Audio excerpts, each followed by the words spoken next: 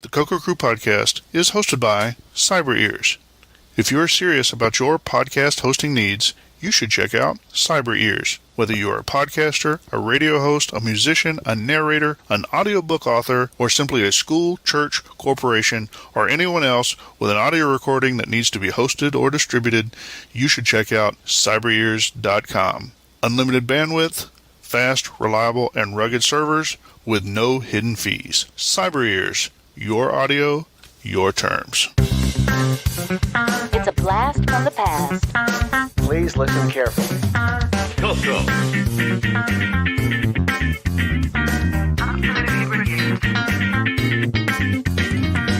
Welcome to the CoCo Crew Podcast. A delicious adventure into the world of retro computing news and information. Featuring the Tandy Color Computer. Hey, you got your CoCo 3 yet? CoCo.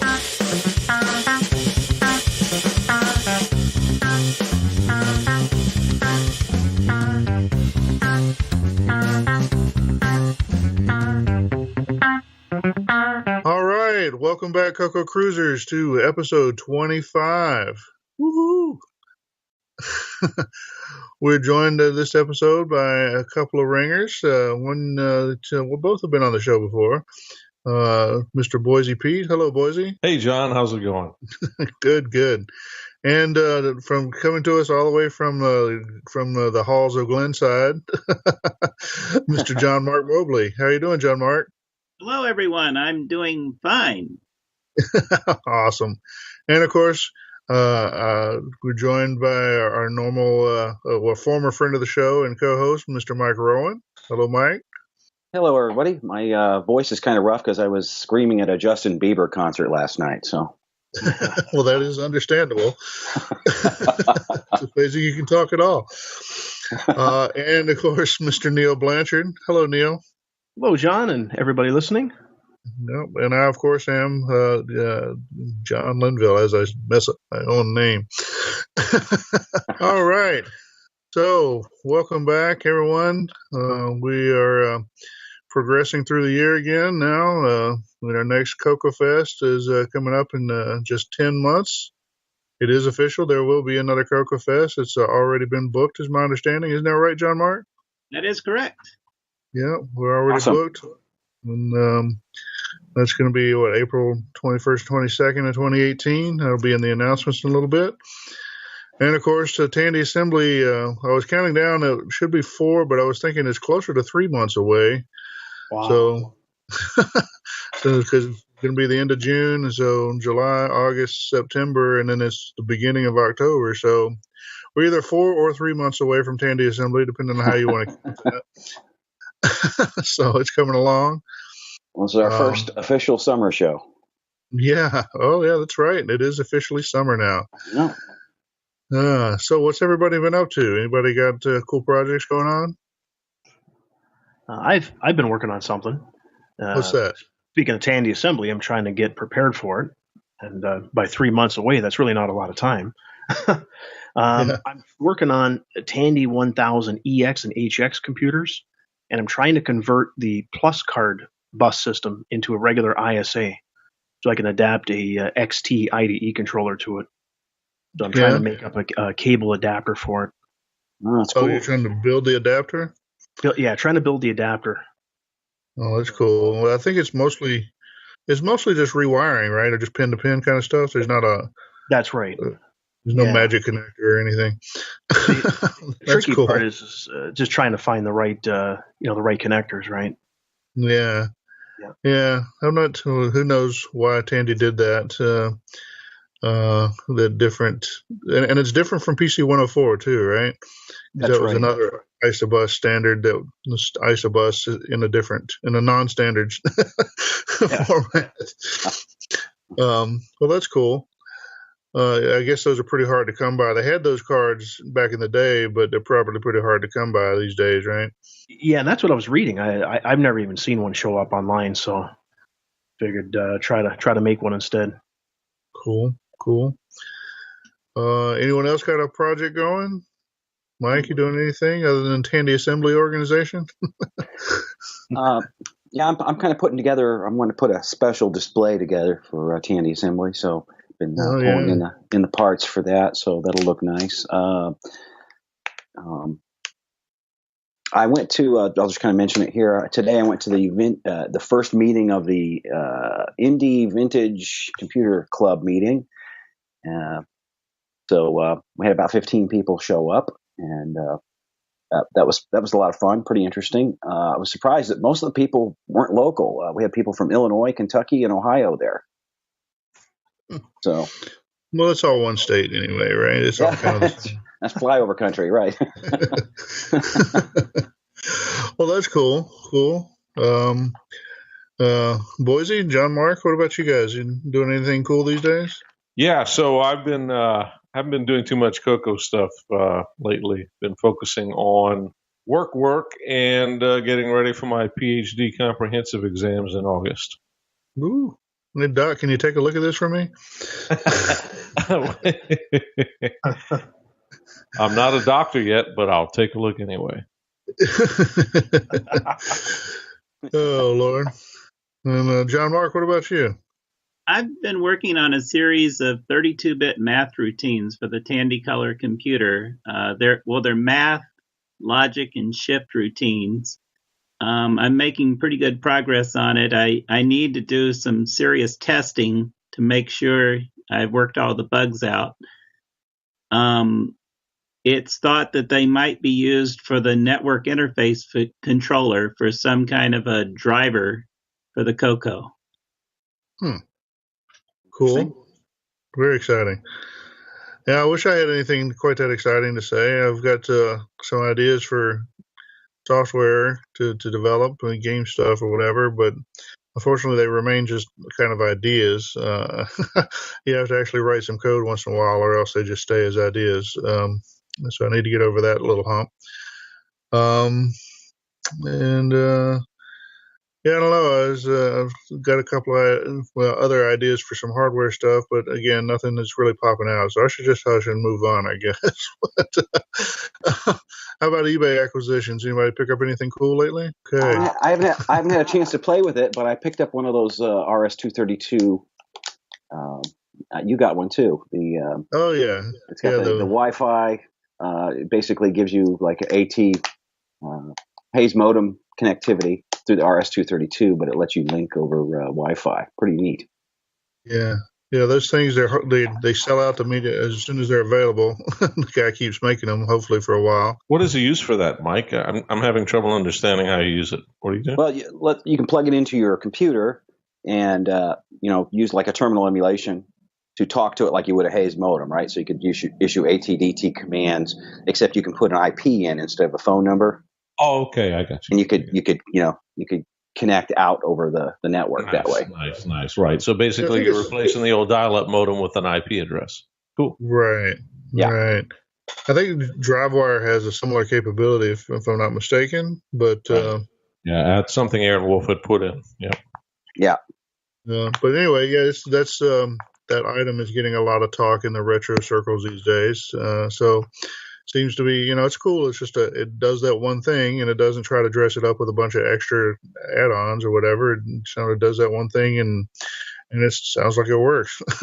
and it's Wi-Fi, so that's nowadays that nobody has their wired Ethernet laying out anymore. So it's kind of a nice advantage there. Yeah, so that's cool. I wouldn't say about 1.5 inches square, and it's connected to a DB25. So I missed the second run of that. Yeah, you finally got one, right, Neil? No, I got the email. Oh. I'm on the list, and I went. Oh, you still didn't get one? And they were gone.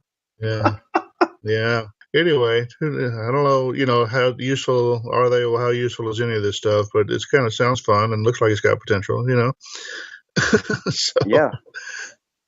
All right. Well, so I picked up my usual drib drab of things. I picked up a copy of Sam Sleuth PI from Computerware for the CoCo.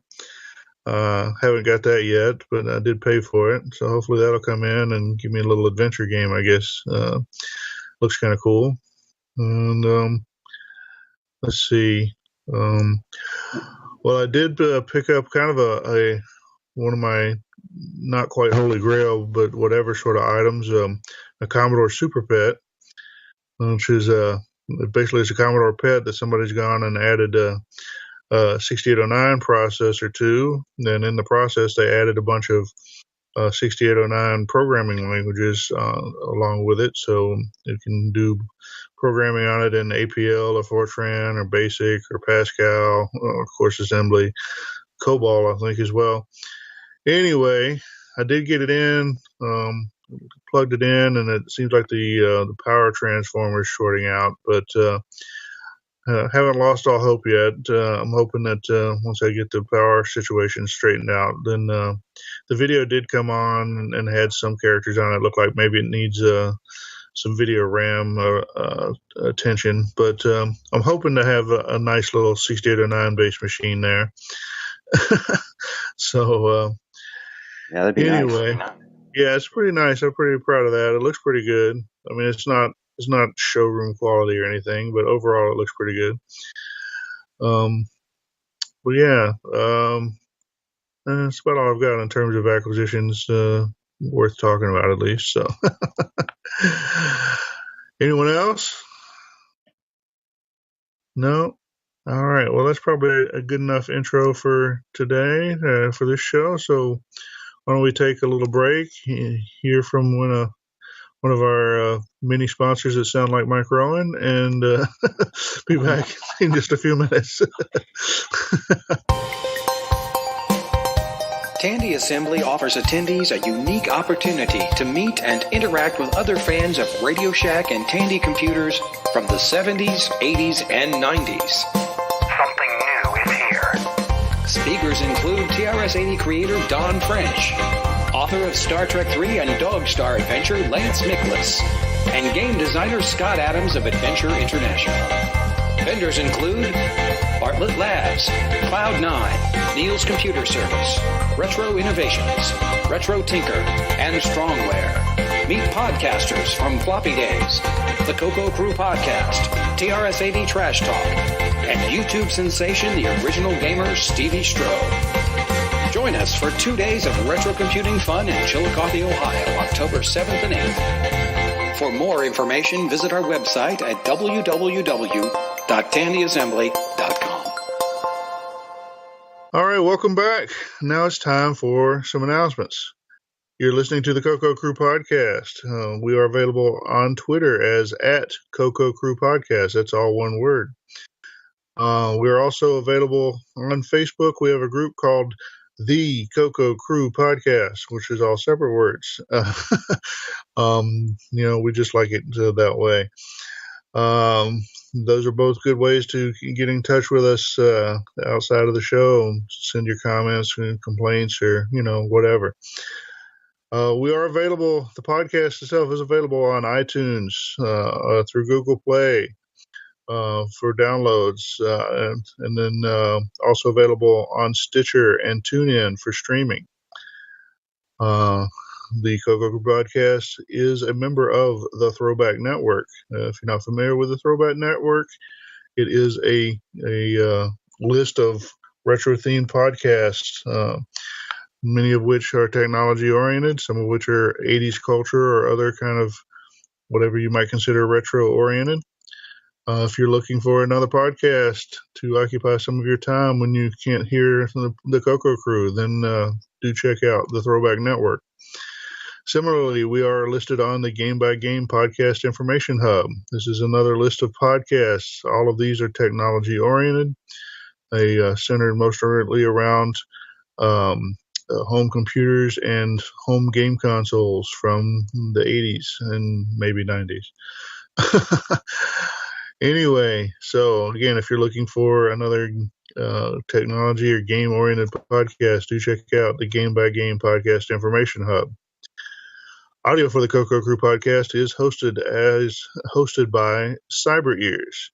If you have a reason to host audio on the internet, then I suggest you check out cyberears.com, where you will get your audio on your terms.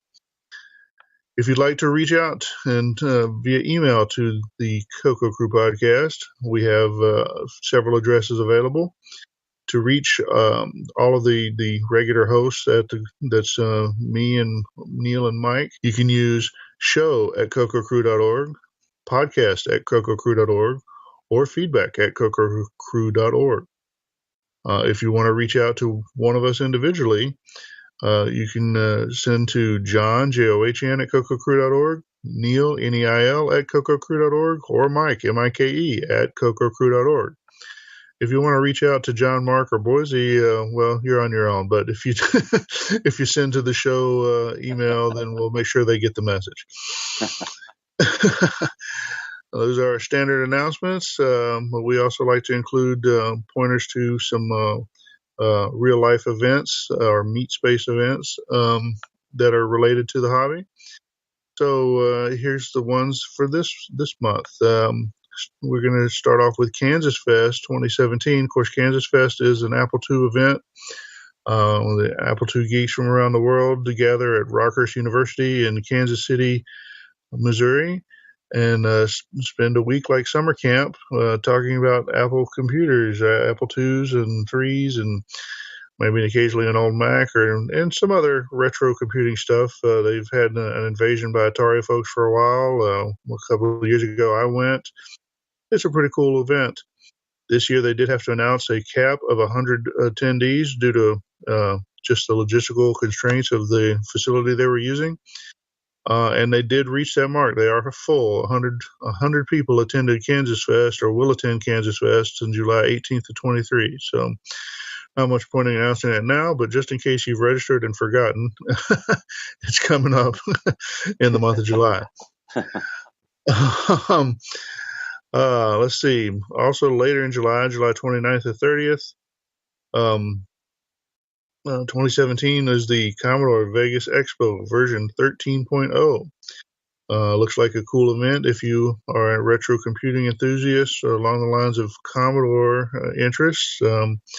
Maybe I am now. I have that Super Pet, but it's mostly I see Commodore 64s and VIC-20s and that sort of thing. And the link has a picture of a guy with a bag on his head. I'm not sure what that's about, but it has a Commodore logo on it. And it's in Vegas. How bad could it be, right? And just remember, it's a dry heat. So that's coming up July 29th and 30th of this year at the Plaza Casino in Las Vegas, Nevada.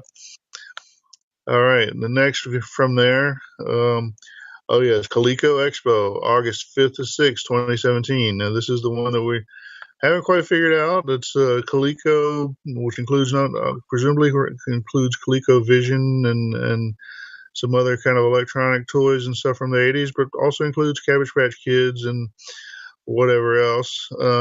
It does. I call it Sophie Reynolds Fest. Yeah, and it includes Sophie Reynolds. She's a babe. Is an actress from the Gamers Guides to pretty much everything, and mostly Ghostly 3, One Night in Doomhouse. So obviously a lovely young actress with a brilliant career already. Also, we'll have speaker Tyler Bushnell, who's the son of Nolan Bushnell, the founder of Atari, and Tyler himself is CEO of Polycade, is some sort of, I don't know, look him up. and another speaker, Mark Toman, CEO of River West Brands, whatever that is. Anyway, don't know if you should go for the speakers. It is in August 5th and 6th, somewhere in New Jersey. If you are a Coleco fan, you probably want to check it out. Or if you're a Sophie Reynolds fan. That same day, on the opposite side of the country, VCF West 12, that's the Roman numeral XII. This is a vintage computing festival event. I've never been out to this one. It is at the Computer History Museum in Mountain View. I have been there. It's a pretty cool site. I'm sure similar to the other VCF events, it'll be a great opportunity to see a lot of old computers, some more functional than others, doing cool or at least interesting things from the past. Yeah. I know our friend of the show, Tim Lindner, has been part of that event. I'm not sure if he's going to be this year or not. But anyway, if you're out on the West Coast, California, and looking for something to do in August, I think this is probably a good site for you. Yeah, I want to just drop in real quick. Tim and I were there a couple of weeks ago when I was at WWDC, and it's a very nice museum, by the way. Just to go and check it out. It's extremely well made and just a fantastic place to check out. Definitely a cool place. We should make a pact to hit the West next year. Definitely. Maybe so. So next on the schedule, VCF Midwest 12, this with Arabic numerals, September 9th, 10th of 2017. This, of course, will be held at Elk Grove Village, Illinois, near Chicago. Another VCF event. This is, like I said, it's an opportunity to see lots of old computers. And we went to this event last year. If you're in the Midwest or Chicago area and you're interested in the hobby, it's definitely a good thing to go and check out. And that's, I've got nothing else, so I'm going to leave it there. All right. Now, coming up. Drum roll for the next one. The next one, October 7th and 8th, 2017, hosted in Chillicothe, Ohio. We're talking about Tandy Assembly. This is the stop that you should be banking if you're a Tandy computer enthusiast, whether you're a fan of the Model 1s, 2, Model 1, 3, 4, the Model 2, 12, 16, 6000, Pocket Computer, the Tandy 1000, or, of course, the color computer. You should be making plans to make your way to Chillicothe, Ohio in early October 2017 for the inaugural Tandy Assembly. This should be a cool event. So the guys on the program here keep telling me. You don't want to miss it. No, we're making pretty good progress on the website. We are ready to hear from people who are interested in, obviously, in exhibiting. I think we're ready to hear from people who are interested in possibly speaking. I'm not sure there's a form for speakers yet. Send an email to tandyassembly@gmail.com if nothing else. There should be forms for exhibitors, and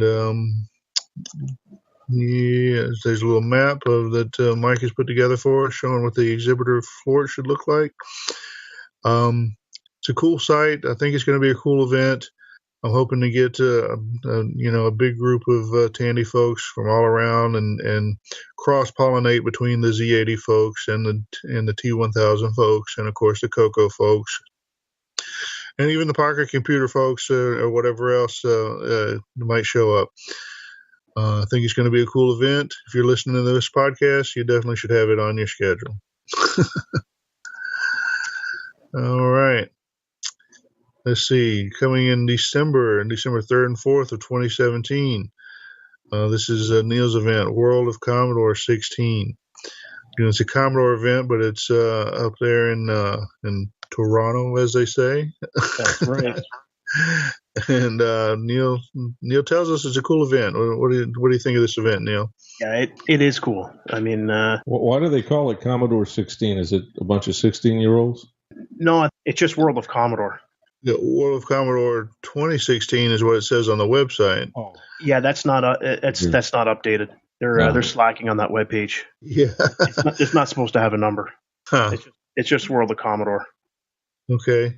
I'm not sure where I got the 16. I guess I was under the impression that it was, the one after 15, but yeah, I think they're a little behind on that page, but it definitely still is going. So don't let the website fool you. Okay. It's the first Saturday of every December, so it's very easy to remember the date. But it's a good time. I mean, even if you don't like Commodore, if you're in the area, it's good to check it out. And I was thinking of you, John. I mean, now with the Super Pet, I mean, you're definitely you'd be welcome to come for sure. Yeah. There's enough room. I just open up the Super Pet and then just shove a few things inside the case and then close it back down, and nobody would know what happened. All right. Doubles Well, up other anyway, computers. if you are in the area of Toronto, then go and check out World of Commodore in December 2017. All right, flipping around to the calendar, flipping over to 2018, the next big CoCo event after Tandy Assembly. This, of course, will be the 27th annual last Chicago CoCo Fest, coming up April 21st and 22nd of 2018. This is, again, this has been our big event. This is the event we kind of started the podcast to help promote. We have had good attendance boost the past couple of years. We're hoping to have similar boost this year. I'd still like us to get to be bigger than Kansas Fest, so we need to get more than 100 people. And like I said, we're in the same location, Heron Point. And I think the Saturday evening catered in meal from the barbecue place has been popular. I think they're planning to do that again. No prices announced just yet. Anyway, planning is just off the ground for next year. Obviously, it hasn't been that long since the last event, but there will be another event. And if you like CoCo Fest in the past, then I assume you'll like CoCo Fest going forward. And again, if you're listening to this podcast, you should probably be trying to figure out how you're going to get to CoCo Fest this year. All right, everyone planning to go to CoCo Fest? Yeah. Definitely. Yes. Wouldn't miss it. CoCo. All right. Well, that's going to wrap up our announcements for this month. So we're going to take another little break, and then we'll be back with some news.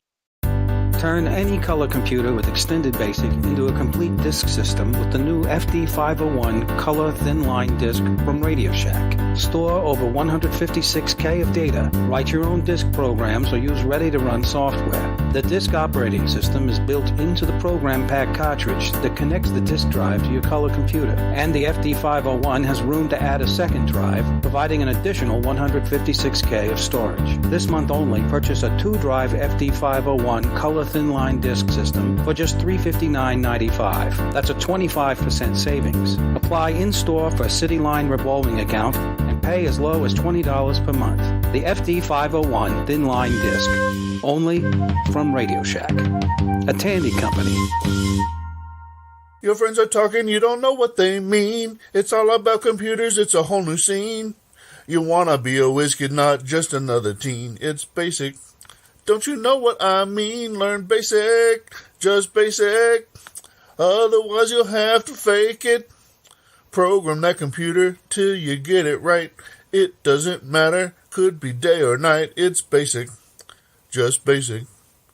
It's basic, just basic. Woo! Learn how to use your computer for more than just games with Hot CoCo Magazine.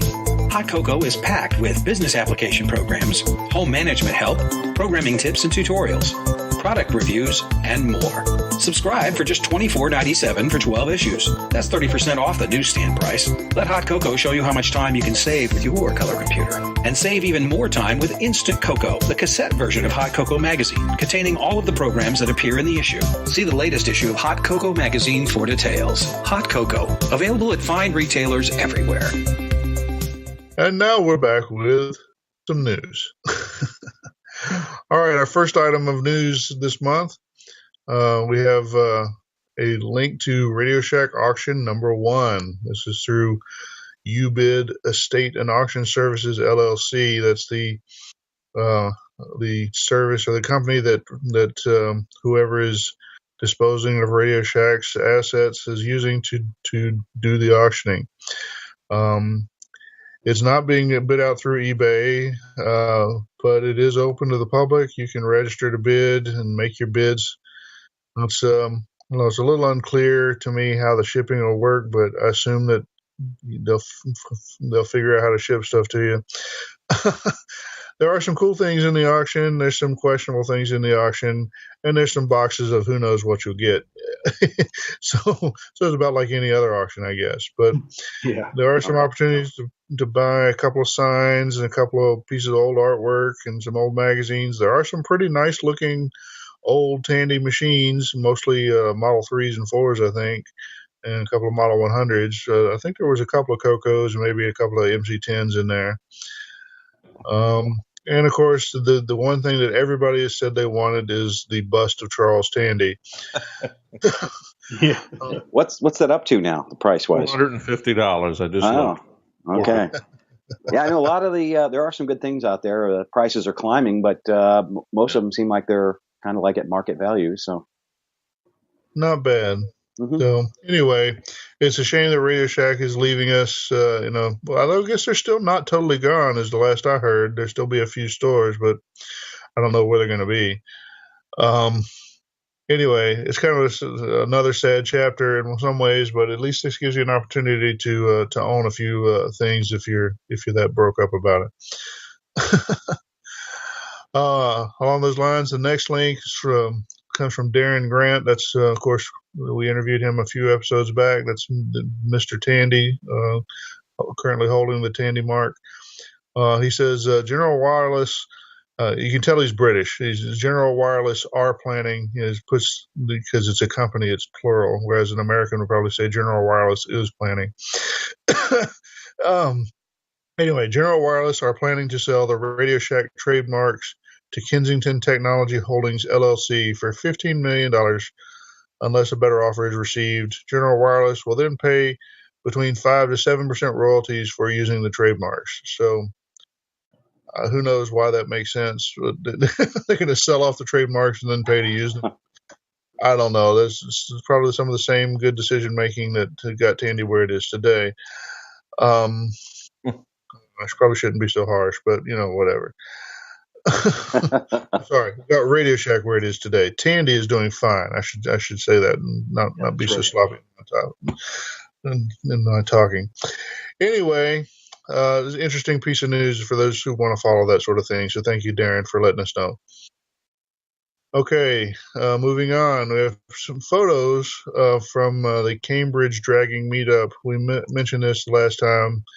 Some of the UK folks, dragon-oriented people, had a meetup over there in Cambridge. That's one of the prominent university towns there in the UK. You may have heard of it. Anyway, they got together, had a little dragon meetup, posted some pictures. There actually are a few more pictures I put farther down. There's some more links to pictures from the dragon meetup if you really want to look at a bunch of pictures. So you may want to check it out. So anyway, it's cool. We want to encourage any of our fellow hobbyists to get together and swap items and swap stories and swap friendships, fellowship. It's a cool way to spend some time, meet some other people that are crazy like you. So glad to see those guys getting together. Yeah, it looked like a fun meet. Yeah, it looked like fun. I told you I was tempted to fly over there just because I'd made that trip out to Cambridge before, and I thought, I can be cool and just whiz in. But I'm sure I would have whizzed in, and they would all thought, "Oh, you moron! Why'd you fly all that way for?" Anyway, all right, moving on. We have a link from Jamie Cho. And it says, I updated my CoCo report of Rui Uyama's, I'm not sure how that's pronounced, mini Lisp. I think we had a similar link from Jamie Cho when he first announced his mini Lisp port a month or two back. So Jamie's showed up a couple of times with projects that are kind of, impressive little projects for the CoCo. He's using the Pierre Sarrazin CMOC compiler and doing some tools-oriented stuff or whatever. I don't know. It's an implementation of the Lisp language. So if you've ever wanted to program in Lisp, you should check out his stuff. He's got it out on GitHub. Open source, get it down, program with it. Very cool stuff. Thanks for sharing, Jamie. Very impressed. All right. I don't know who Marquis de Geek is. Sounds a little self-important, perhaps, but he says I guess this is his thing, right? Yeah, he's working on a port of a Dragon 32 game called Stone Raider 2. He's rewriting it in JavaScript. So he's, bringing it to a more modern platform. He's got some links in his little blog entry there. You can download the game. And he's also got some pointers to the original game, the original source, and like an interview from the original game author or something like that. Anyway, if you like these kind of demake or remakes or whatever, I guess it's more of a remake. This could be interesting to take a look. So implementing kind of that old retro aesthetic in a more modern language. You can tell it's the British one, so because you get the black and white rather than the red, orange, or whatever, and blue that you would have if it was the NTSC version of the display. Moving on. All right, so here's one from it's from Ari Raimzadeh. I don't know exactly how you pronounce this. It looks like a Persian name. Hopefully I'm not saying it in any way that's insulting or anything. Ari, if I'm mispronouncing your name, I'm sorry. Raimzadeh. That sounded plausible. Raimzadeh. Yeah. All right. Well, hopefully that's better. Maybe that makes up for the butchering I did before. Anyway, he says, remember the micro adventure books in the 80s? Well, I have the rights to them and built a website. Learn to code with BASIC. Enjoy the beta, and please provide feedback. So, I don't know if you've ever seen these books. I did not know about them in the 80s, but I did find out about them later. I do have a complete set of them. Of course I do, right? If you remember the Choose Your Own Adventure books from back in the day, they're kind of similar to that. They're certainly the same form factor. But in this one, there's no choosing your own adventure. But what you do is you read along in the thing, and then every once in a while it'll say, well, like early in the book, it says, well, you need to fix this program so that you can get past the code to open the door. And so here's the program, and you list it out, and it looks like this. And so you type in the program, and then you have to fix something and run the program so you can get the passcode, that sort of thing. That's pretty cool. And so they have a bunch of, yeah. And so they have a bunch of basic programs throughout the book. It's designed so that you type them in and it augments the story or whatever. There are about 10 of these, I think. And then I've heard that there's a related couple of series that one's more of like a magic fantasy kind of version, and then one's another, I'm not sure, Ghosts and Goblins or something like that.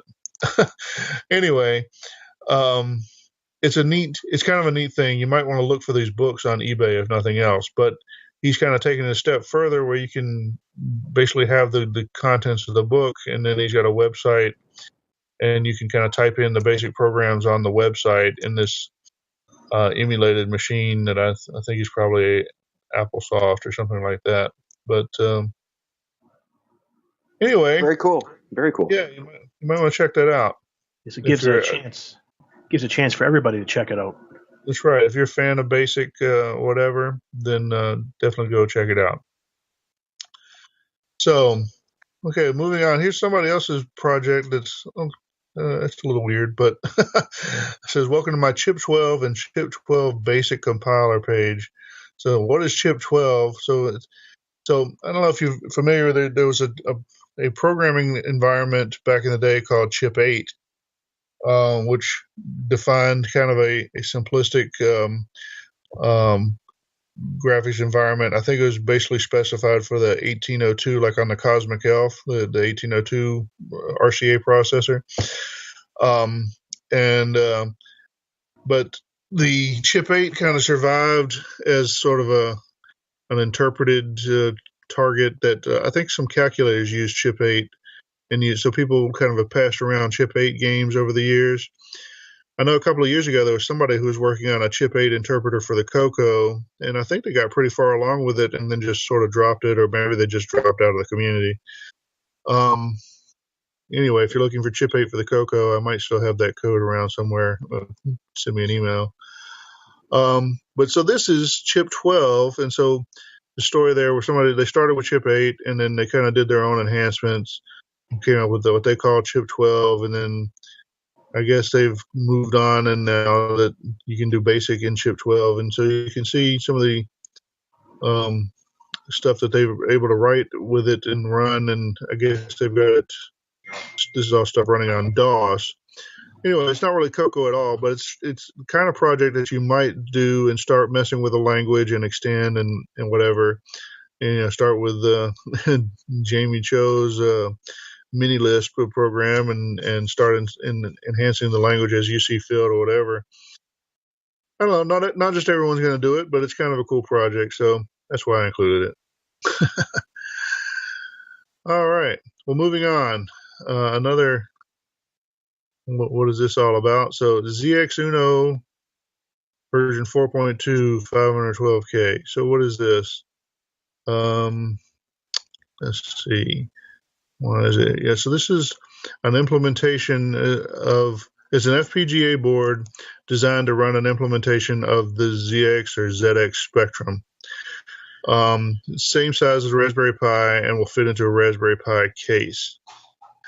So if you're one of these folks that's turned on by FPGA, CoCo projects, whether you're re-implementing CoCo 1 or 2 or re-implementing CoCo 3 or implementing your own idea of a CoCo 4 or whatever, as one of the recurring problems that people point out in those projects is, well, okay, but you've got a board and it just looks like a board, and I want something that looks like a computer.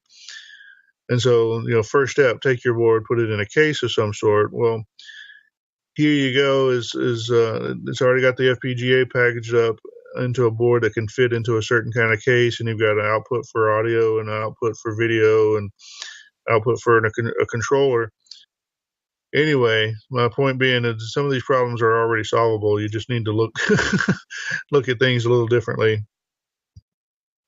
This is not a ZX Spectrum program, so this isn't a perfect fit for CoCo, but maybe you could go off of this idea, or maybe you could even use the same hardware and re-implement a CoCo on top of it. I think it'd be a challenge. I think it'd be a challenge. I'm wondering how they map the keyboard on a Spectrum for this thing, if it's using like a PS2 or a USB keyboard. Yeah. Well, I'm sure there's some of that sort of thing to map out or figure out. Sure. Only one line number. What the hell? Sorry, started the video there. Anyway. So the next item on the thing is it's got it listed as Decode Demo. So this is the project from Wayne Campbell, where he's got a many-year project. It's like he must have taken it as his cross to bear for the world, is to figure out how to take compiled basic 09 code and deconstruct it back out to usable source. And I think it's pretty cool that you can do that he gets as much usefulness out of that.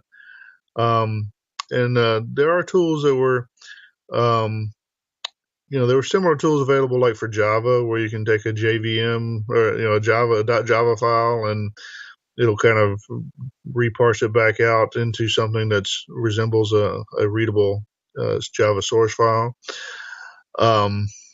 And so it's kind of along the same lines where you're kind of decompiling something, kind of recover lost source code, that sort of thing. But it's for basic 09, so I think that's pretty cool. I've never delved very deeply into basic 09. I know it has some nice Pascal-like features or whatever. Biggest thing being that you just don't have to use line numbers. I think if you really wanted to, you could probably take Basic 09 and revitalize it as a scripting language and call it DevOps 09 or something like that, and people would be all over it. Wayne has been working on this for a long time. This is, I can remember Wayne was working on this probably 20 years ago, and he's definitely the authority on Basic 09 internals. Yeah, so that's pretty cool. I remember at one point having some curiosity there. Not enough to actually be able to delve in and contribute to the problem, but just sort of how does that work? So pretty cool. like you say, I mean, it potentially could give some more life. Like you take what he's learned to be able to disassemble all this stuff or decompile it. You could probably use that to re-implement a Basic 09 runtime that runs on top of a modern Linux or Windows or whatever. And you could probably write Basic 09 programs that would be useful on a modern computer. That'd be kind of cool. Yeah, it would. So somebody needs to pick up that torch. Yeah, I think it's an underrated language. You ever do any Basic 09, John Mark? Very minimal, very, very minimal. I think Christopher Hawks wrote something called Icon Basic, and I dabbled with that a little bit, and it was running in Basic 09. Yeah, that was kind of a GUI front end for Basic 09. Cool. All right. So the next four, I'm going to gloss over a little bit, but we have four new developments from Jim Geary. Let's see. We got the Arabian Rhapsody retro game. See, that was a port to the MC10 from a NEC PC 6001 program. We've got Deflect by Tinyan. I don't know what that is. Again, it's let's see, a game port of the MC10, also from the PC 6001. And then Master Maze. He always puts kind of funny music on his videos. Master Maze, this is something taken from Compute Magazine, February 1983, that he's ported to the MC10. And let's see, one more. Computerized Astronomy program from Creative Computing, March 1982. Ursa Major. The Big Bear. So anyway, it's cool. Jim's been up to his usual hijinks there, porting programs to the MC10 in BASIC. Nice to see that continues. And like you say, if try them out on your MC10. If you're hot for them on the CoCo, maybe if you put a bug in Jim's ear, he'll probably port them over to the CoCo for you, or you could try to do it yourself. It's always good to see Jim out there working in the community and doing some cool stuff. And, what I like about Jim's projects is, he doesn't bite off more than he can chew. You know what I mean? They're usually kind of small projects. They're not earth-shattering, amazing, whatever, blah, blah, blah, full of hyperbole games or whatever. They're just kind of fun, He just has fun, and he enjoys himself. And I just see that kind of plodding along in the community. So he's also very consistent. Healthy. He's very consistent and puts out just a steady stream of work, which you got to admire that. Yeah, definitely cool. All right. Well, so moving on, an update from Glenn Hewlett. Oh yeah, this is the one where he's got the side by side of his CoCo 3 version running in MAME and the original Pac-Man ROMs running in MAME. And, running like demo mode or whatever. And you can watch, and they're doing exactly the same thing. If you watch it long enough, you can notice that there's a slight timing difference. And it's because of the timing of the 60 hertz interrupt or whatever. But, it kind of proves the point. He really is running, a translation of the, a very faithful translation of the assembly code. Very impressive. You guys take a look at that? I did, and I'd like to also make an announcement here. I had some really good news with this project. I responded to one of Glenn's posts on the CoCo list the other day. He was looking for some joysticks, and when I noticed he's a Canadian, which I had no idea, I said, well, I'll mail him some because it'll be pretty cheap, right? And then 2 days ago, Thursday morning, I get an email from him. And boy, what a surprise email that was. A beta copy of his game.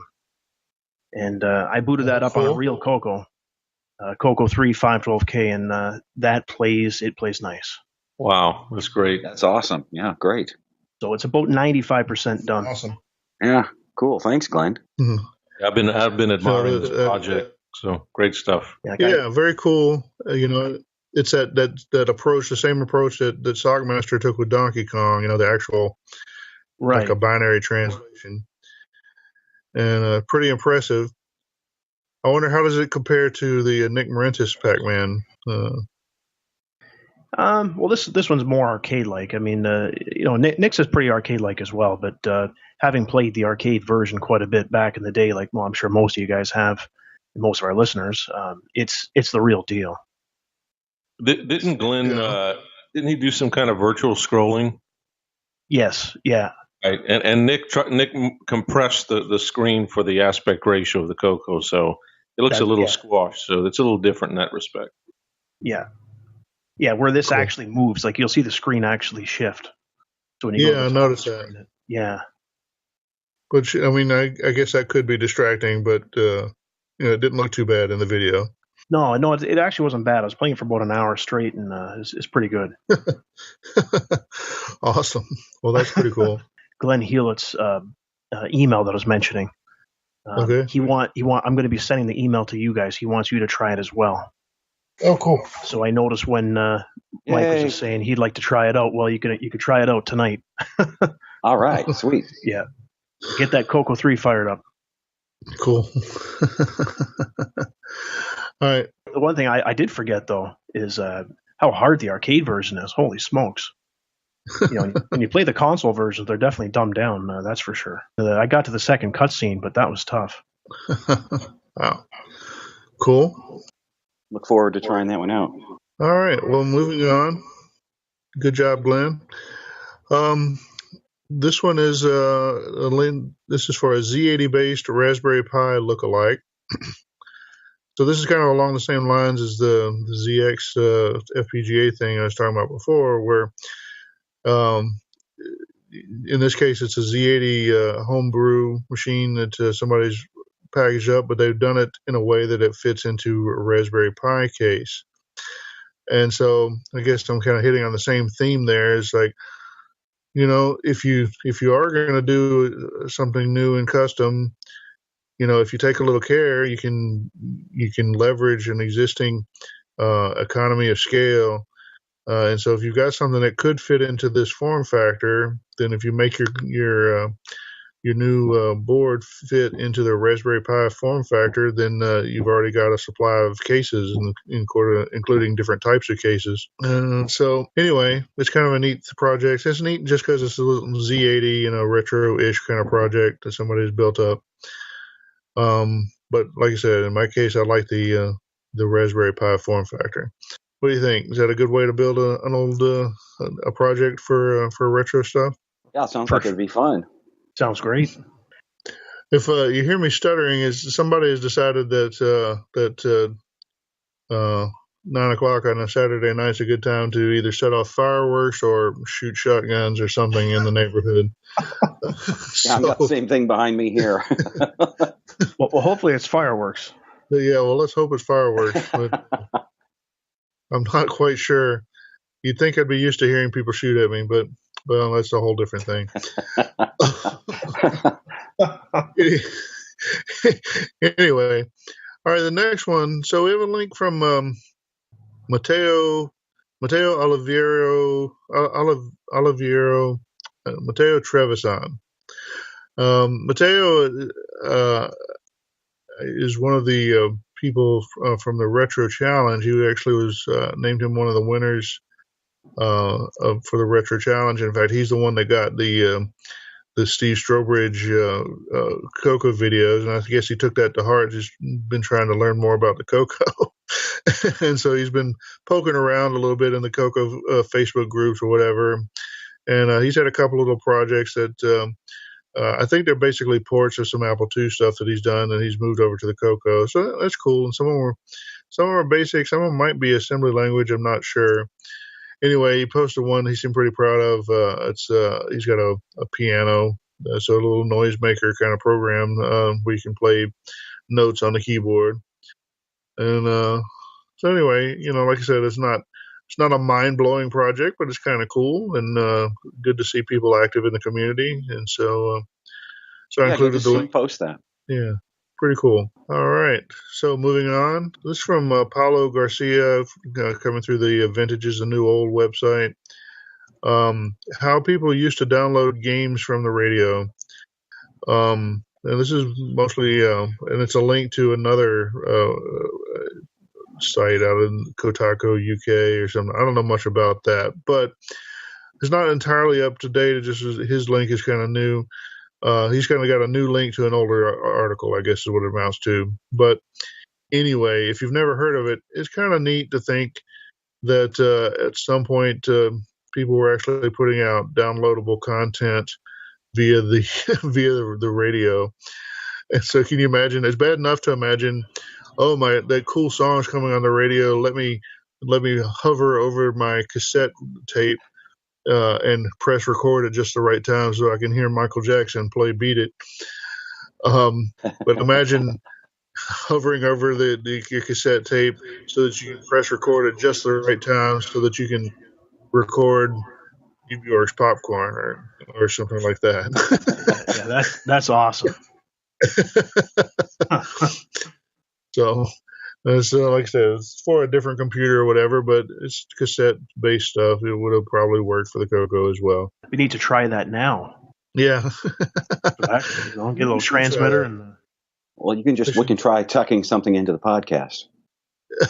Yeah, that's great. That would definitely work.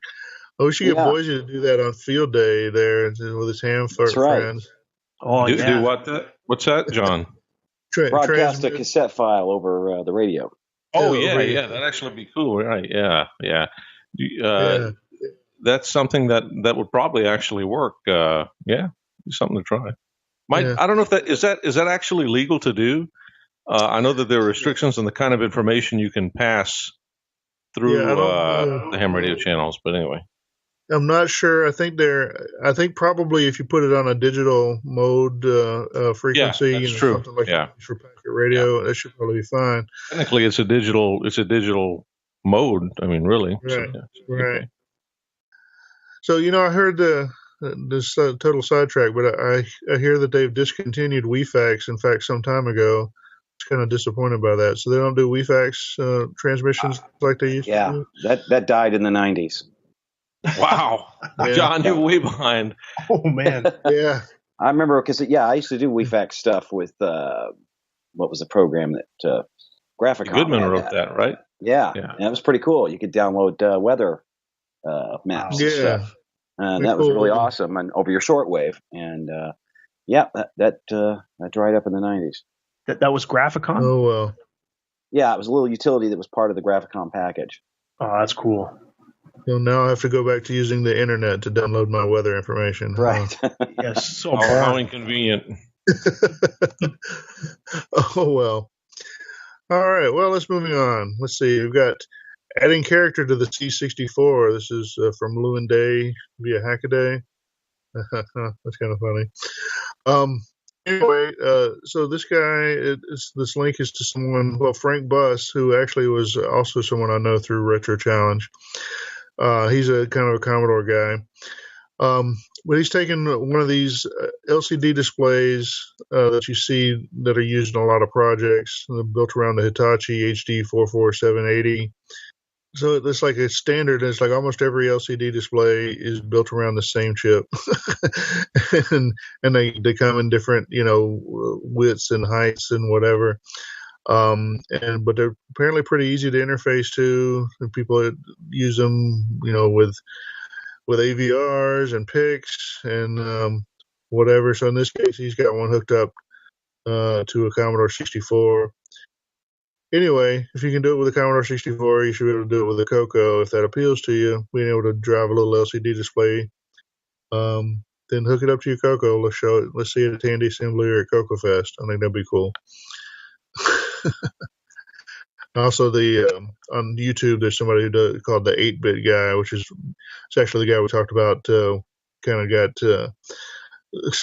did a little refurb of a CoCo and then kind of got some rude comments about it. Anyway, he also has done some where he's used one of those displays and hooked it up. I think he was hooking up to a Commodore 64 as well. So if you want to learn more, you could go look on YouTube for the 8-bit guy and see what he's got going on. All right, SN7649 MU. Let's see, I forget who posted the link. Let's see, do I have it here? Well, Benjamin Anderson is the person who posted the video here. Anyway, it's an emulator for that chip, and but it's like it's got a user interface built around it to make it easy to kind of experiment with the settings for the chip, so you can make different tones or whatever. I didn't dig too much into the program. I'm not sure if it's available for download or not, but it was kind of cool where you could kind of set up a little beat pattern and it would move through different settings for the chip registers or whatever. So it would be like a way to just mess around and develop audio for the chip. So this, of course, is the chip that's in what I've been calling my Games Master pack, ROM pack or Games Master cartridge that is now available through the MAME emulator as well. The one I've been trying to get some game developer interested in, and it's like, I can't seem to get anybody to actually want to do it. I'm not sure why that is. Obviously, I'll have to do it on my own at some point, but anyway, I think it's kind of a cool chip. It seems like Simon Jonasson has gotten a bit interested in the chip itself. So at least he's producing some decent content for it to people can get an idea of what it sounds like. And probably have to do some kind of developer cartridge for that. Yeah, that's definitely this emulator is a good development tool for getting familiar with it and creating your own sound. So cool tool. Yep. All right. Well, the next two links come from Steve Strobridge, and so Steve has been doing. Steve has his YouTube channel, and he does. He does a lot of things. Does game reviews. He's been doing a weekly CoCo talk show that fills in some of those gaps when the CoCo Crew is not available. But among other things, he's been working on doing tutorials based on the basic programming manuals that came with the color computer. And so he did one recently using the get and put commands and do some graphics display there. And so anyways, he's got a video that shows some of that. And then he came back and has done some optimization using, what was the option that he was using to the get and put command? I don't have it. Fast get and fast put options, which basically they only work if you're operating on certain boundaries of pixels, basically a byte boundaries, I think is what it amounts to, so that you don't have to do funny math at the edges of your squares or the borders of your squares. Anyway, it's kind of cool. This is another one. Somebody's doing some projects. Steve's trying to learn more about BASIC and write some games and that sort of stuff and teach other people in the process. And that's what these links are about. So if you're interested in BASIC on the CoCo, check them out. Who was that? I said that's good stuff. Good tutorials out there. Good job, Steve. Good stuff. All right, moving on. The next link's from Ed Snyder.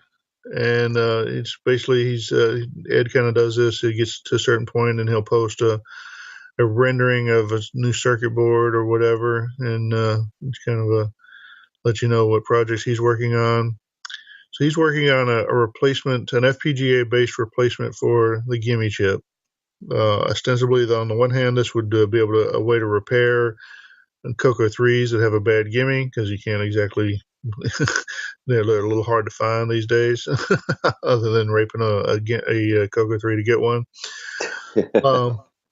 And also, it would be potentially a way to enhance the CoCo 3 with extra graphics modes or whatever else you might be able to squeeze into the Gimme socket. And so you can see he's got, it looks like, well, maybe it's not too big, but it's a board that's quite a bit bigger than the Gimme chip itself, but then plugs down into the Gimme socket.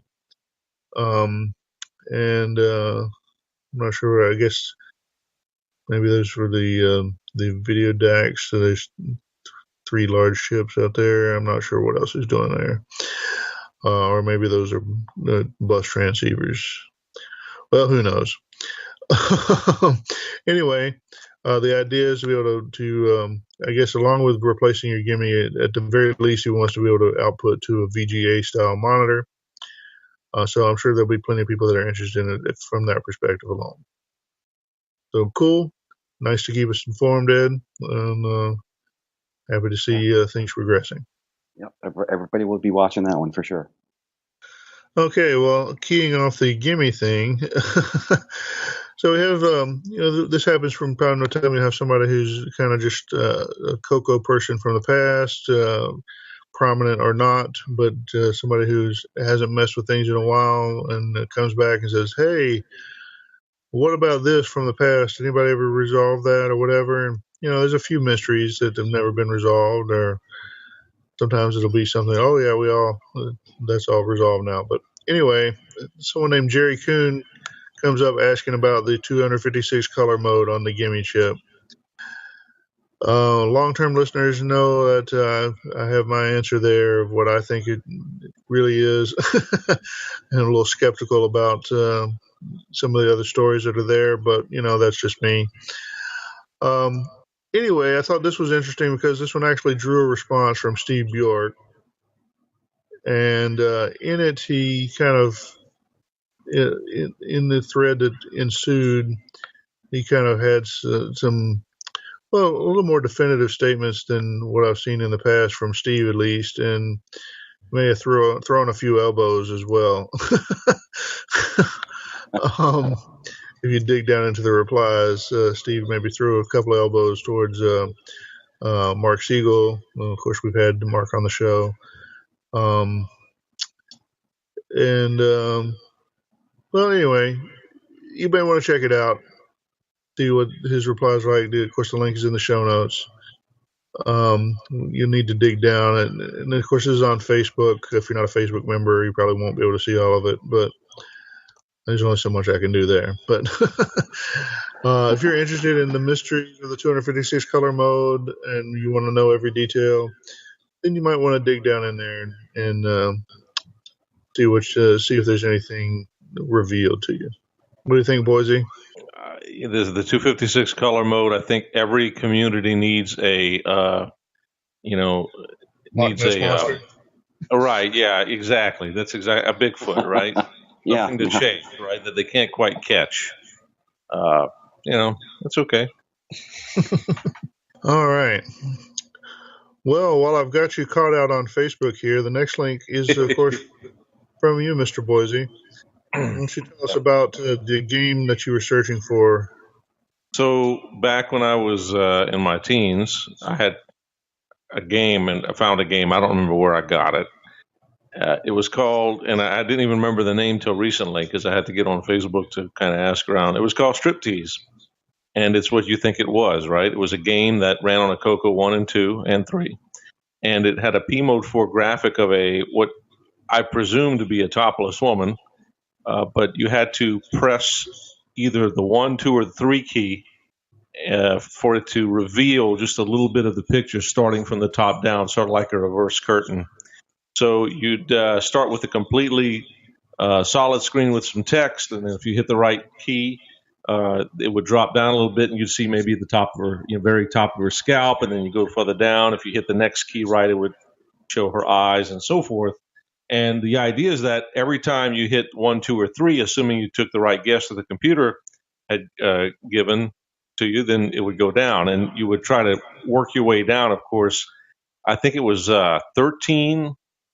18, I think, different times you had to basically get that image to where it would be completely done. So over the years, I mean, I can remember as a kid, just trying 1, 2, 3. And then, of course, every time you get it wrong, the curtain kind of goes back up. So it kind of fills back up. So you can find yourself in this situation where you've, gotten down to the neckline, and then the next key press is wrong, and then the next one, you're back to where you started. So anyway, I got on Facebook, asked around about the thing. I just had just an old game I wanted to eventually solve. So somebody, I forgot the guy's name, real nice though, on Facebook said, "This is the game. I played it. I never got anywhere." So I said, "You know what? I'm going to download it in the emulator," which I did, and I remembered it after I saw it.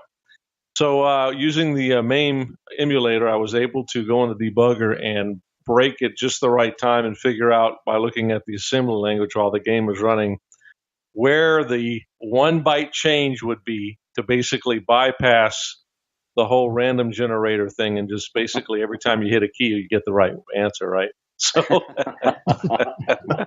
so after all these years, after what, 20-something years, I was able to see what that damn picture was all about, and it was such a disappointment. Yeah. It turns out it was a dude. Well, that's funny. I missed that conversation because I got a copy of that game too. Oh yeah, well I can give you the poke. It's a simple poke, and then once you do that, that's church. You can see everything you want. All right. Anyway, that was kind of a little private quest of mine, and I'm kind of glad I got it done. So a little minor accomplishment. The game like that, it would have to be a poke. Yeah, so in the Facebook post there, Mike, I calculated basically the chances of getting all 18 steps right, one after the other, assuming you selected the right number between 1, 2, and 3, and it was some astronomically, just crazy number. It's like you would never get it. So. All right. Well, cool. That's part of what this hobby is all about, is chasing down those old enemies or whatever. finally vanquishing the old foes. Well, so we'll have to do a CoCo After Dark edition. Ooh, I'm not sure we want that. Yeah, yeah. The seedy underbelly of the CoCo world, right? That's right. There's plenty to be found out there. All right. Well, moving on. So this one, the link is from Ron Klein. I'm kind of a co-conspirator here, I guess. So Games Master cartridge, MAME command line, and demo ROM. So basically, Ron is published on Facebook. If you want to use, his pre-compiled Windows mess compiled for Windows, which the whole mess versus MAME thing is always a confusing thing. So MAME is actually the name of the project, but I guess the way he's built it, he's just building the drivers that used to be part of MESS, and so it produces an executable that's still named MESS rather than MAME. Whatever. Anyway, so he's got the command line to run if you want to enable my Games Master cartridge design that I demoed at CoCo Fest, and then he's made available with my permission the ROM image that I was using at CoCo Fest. Still plays Tubular Bells and whatever else. So there you've got the link here. You can find in the show notes. You can download the CoCo Fest ROM and then see his MAME command lines if you want to be able to play that and get an idea of what this cartridge sounds like, or at least what it sounds like in the emulator, which sounds pretty close to the hardware to me. But so anyway, there you go. Moving on. This one's kind of neat. So this is from someone named Will Scullin, and is posting to the Apple II Enthusiast Facebook group. He's got a nice picture. It says, today's electronics flea market find, a ROM emulator set up for Atari 2600 development. Says he's unable to find any docs on it. I think, if you zoom in, I think you can see a logo on the card. You can't see it right now. But anyway, so what this is, the card for an Apple II that lets you upload a ROM image using your Apple II that then gets the card makes the signals out to plug into an Atari 2600. So if you want to develop an Atari 2600 game on an Apple II, this would be the hardware that you would want. So I think that's kind of cool. you could do something similar with the CoCo. It's not as obviously a good idea since the CoCo is using a 6809 processor rather than a 6502 derivative like the Atari does. Although if you were to if you wanted to work on a Liberate 09 equipped Atari machine from a CoCo, maybe you could use something like this. There you go. Of course, I know Boise has got the modern ROM emulator that he's used for that. Right. But it'd be kind of cool if you could do that from a CoCo for your 6809 code, don't you think? I'd give that a extra point or two on the retro challenge. Yeah. So,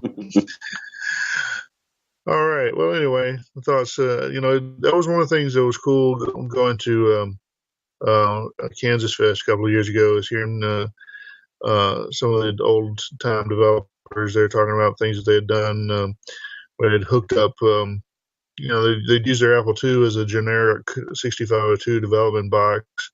And then they had hardware that they would like hook up Commodore 64 disk drives to their Apple II, or they'd hook up an Atari 2600 to their Apple II or whatever, and be able to do cross development that way. Sounds kind of cool to me. Anyway, they're shooting at me again, so we can hear them this time. So moving on, we've got a link to someone who's doing some cleanups on their CoCo, just a kind of a generic restoration kind of thing.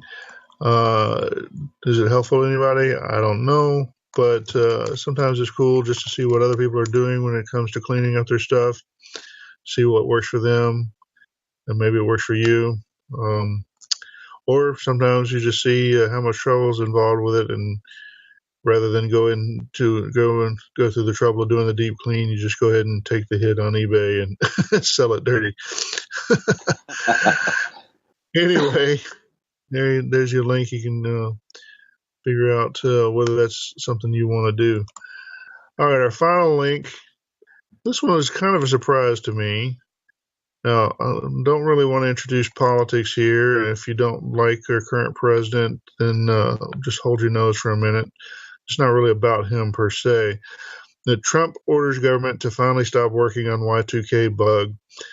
The point being is that the president of the United States in 2017 finally got around to ordering the United States government to quit putting much effort into fixing the Y2K bug, into fixing the Y2K bug.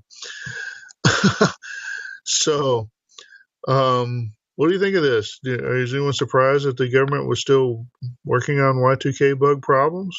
That's crazy. I didn't even know that they were doing that still. Yeah, well, so there might be some reason, what we call the Y2K bug.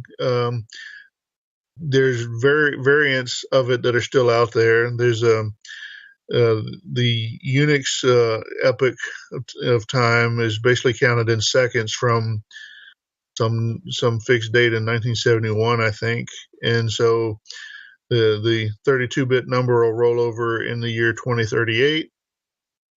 It used to seem like a ridiculous amount of time to expect computers to be operating on the same system, but 2038 doesn't look that far away now in some respects.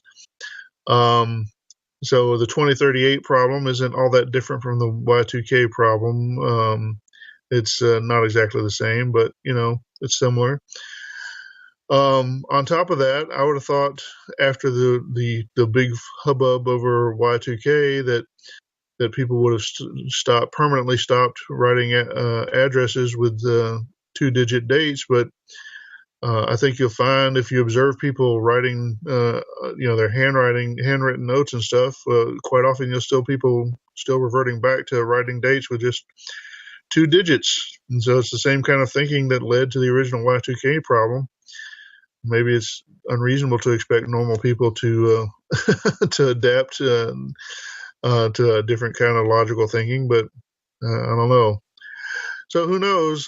Just to play devil's advocate, maybe it isn't such a great idea to not work on Y2K bug, whatever. Now Y2K specifically, sure. We're 17 years past it. I think we all survived. But maybe that at least should become, some of that stuff should be encoded and taught as best practice for computer science students of the world, that sort of thing. Hopefully it is. Anyway, well, that's our last item of news for this month. Hopefully that was entertaining. And we're going to take another break, and I'll be back with some feedback.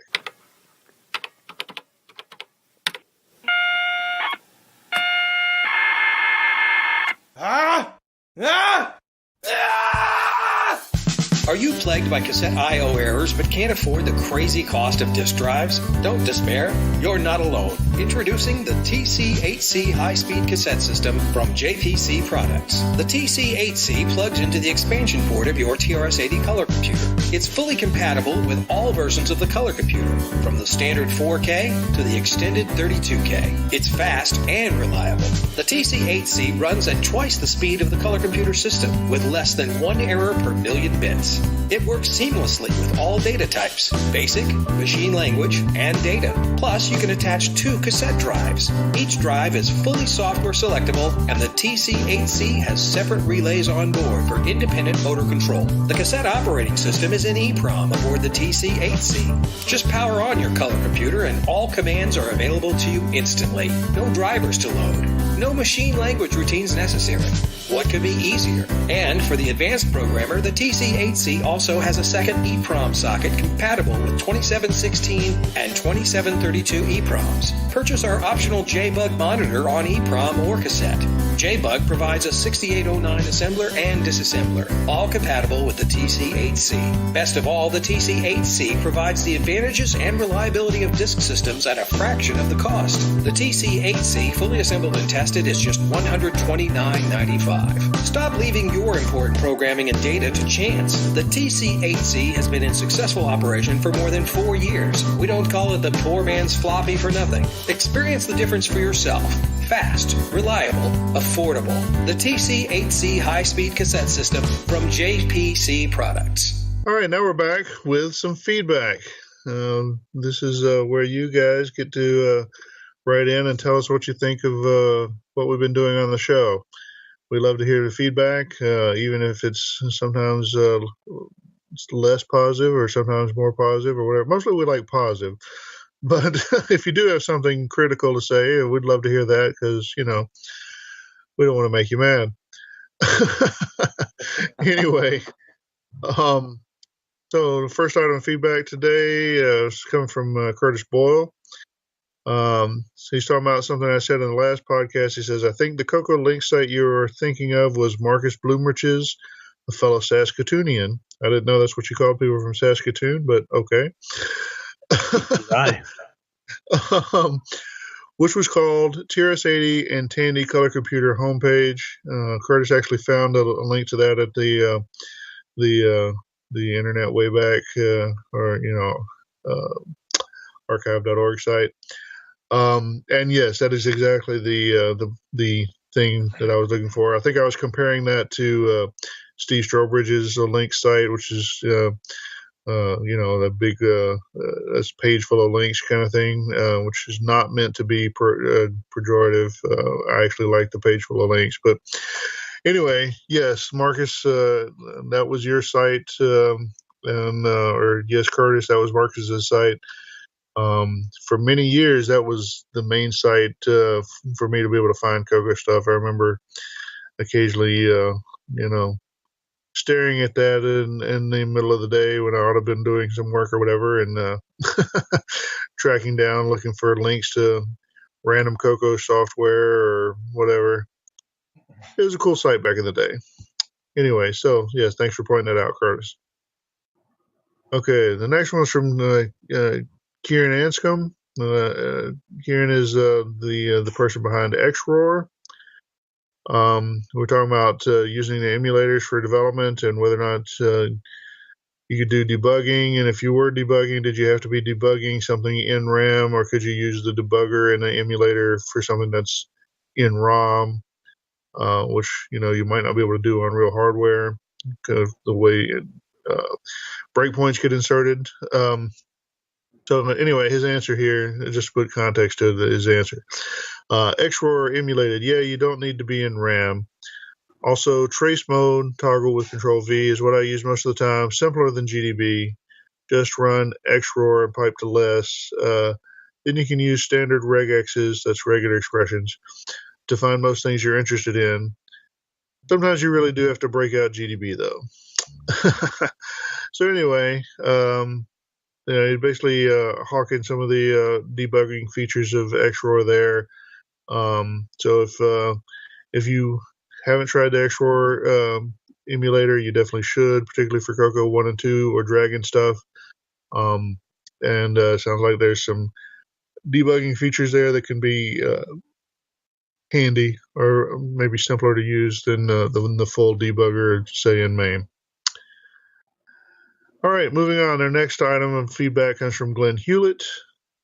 Waiting for your podcast each month is like what it used to be like back in the 80s, waiting for the next Rainbow magazine. So we like to hear that kind of thing. I know we've occasionally got comments like that. Do you guys like that comment? That's absolutely right. This is, basically a regular thing. I used to run to the mailbox when I was in my teens, just anxious to get that Rainbow magazine. Now I run to my computer when I see that email saying the podcast is up.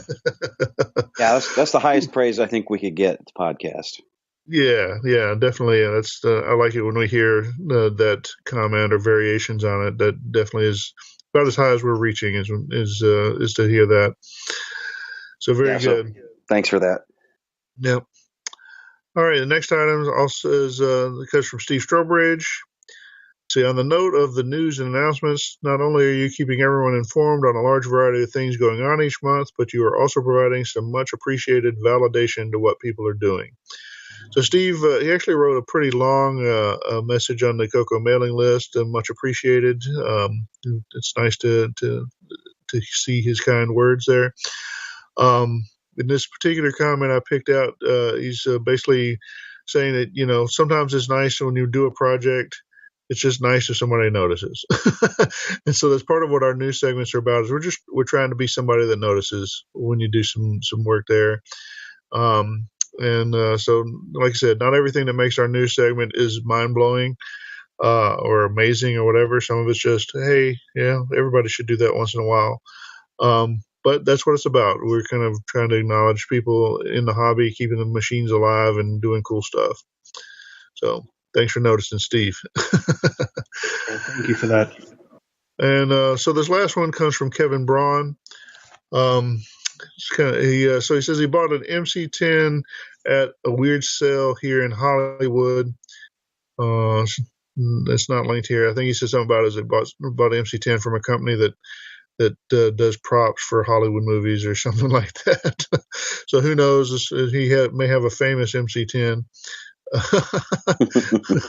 Maybe it's from Revenge of the Nerds or something. Who knows? Anyway. So now I'm experimenting with a little guy, and I cannot find documentation on making sounds. I can make it beep, of course, but I need to make game sound effects like a thump, for example. I presume that would require poking memory or maybe a machine language routine. Can you gents point me at some kind of a magazine article or sample code? Well, so I'm not sure how helpful it will be, because if you're making it beep, that's probably all the sound it really can do. Is it's got the 1-bit audio output. If you're using BASIC to hit that, then maybe you could do something else to hit it in a similar language, and do something a little more complex. But anyway, I'm going to put a link in the show notes to the Yahoo MC10 Color Computer Club. They have a pretty complete site. They have a lot of file downloads and some tutorial stuff. So if you want to learn how to program your MC10, that's probably the best place to go is to look there and find all the details on what people have done. Some people have done some pretty cool code for the MC10 over the years. I wrote a program called Xmas Rush. It's a game that's on both the MC10 and on the CoCo that I think is pretty cool. But anyway, check out the Yahoo IPSY 10 Color Computer Club, and I think you'll find the information you're looking for, or at least to the extent that it exists at all. All right. Well, thanks, Kevin, for the feedback. Steve, Glenn, Kieran, Curtis. It's good to hear from everyone, and appreciate hearing from you. And so that's our feedback for this month. And then we're going to take another break, and we'll be back with the rest of the show. Are you a new high school graduate excited about computer science and technology? Are you a professional just looking for a career change? Then Tandy University is for you. The Neil Brookings College of Color Computer Studies offers a variety of exciting courses designed to give you real-world color computer skills. I chose Tandy University because of their emphasis on the CoCo 3 and OS 9. I just finished my associate degree, and I'm well into the 4-year degree program. One of the coolest things about the program is that you actually get to build a CoCo 2 as a prerequisite to your other courses. So you're really immersed from day one. I received my degree from Tandy University. The Color Computer Studies program prepared me for a fulfilling career developing radar defense software on 6809 platforms. Tandy University professors provide an excellent learning environment both in the classroom and online. No other university provides this depth and focus on the color computer. Our Fort Worth campus is beautiful and modern. We have a very sizable color computer lab. This fall, we will be cutting the ribbon on the new Mark Siegel Memorial Library, which will feature an extensive periodical and book collection. Tandy University is now accepting applications for the 2017 fall session. Our Fort Worth campus offers student dormitories as well as financial and scholarship assistance. It's simply a delight and honor to teach students at Tandy University. Don't miss your opportunity to expand your mind and your career. Call today, 800-LEARN-CoCo. Tandy University, where students excel. All right, welcome back. We're going to have a host discussion. We'll actually probably do a couple of those this month, try something new. The first discussion saw a link somewhere, which I didn't record, but saw someone post the notion that would it be a good idea for there to be some sort of crash in the retro market? And basically the notion is that, the market has gotten too popular. It's just retro computing is a cool thing now, or retro gaming, and it's inflated all the prices. And so those of us, who are true believers or whatever, now we can't afford to get the good stuff, or we can't find the really rare items or whatever. And, viewed that way, would it be a good thing if the retro market just crashed and then all of us true believers could go back to picking stuff up at reasonable prices? I think that's basically the implied goodness of a crash. So I'll just put it out there on the table. What do you think? Is the market overheated? Are we ripe for a crash? Would a crash be a good thing? I'm going to say it would be a bad thing. I mean, that's a loaded question. But to me, if there was a crash, yes, the stuff would be cheap and plentiful, but that would mean nobody's into the hobby anymore, or not as many people. I don't know if there'd just be as much draw. I think half of the draw with this hobby is that, we're kind of like a community, and we all have our own projects going on. Sometimes we help each other out and that sort of thing. So if that was all gone, it'd be kind of silly. That's just kind of my take on it. What do you think, John Mark? Well, in the year 2060, there's not going to be too many of us still around that'll be interested in this computer. But, of course, emulators will continue to be available. And during the time that there is high interest, if there's not enough CoCos to go around, we'll have to improve our FPGA emulators and other emulators. So the interest peaking is just going to encourage more development. But if you hold on to this stuff, past the year 2060, thinking it's really going to be valuable then, it's likely to start dropping in value after that point. So you're saying that the crash is coming just because at some point we're all going to die. Yes, that's probably true. Although there'll be so few still around and available, they may be even so rare at that point that they'll still have a value. But I have a feeling the interest will drop off as we near our 90s. We get to be about 90 years old.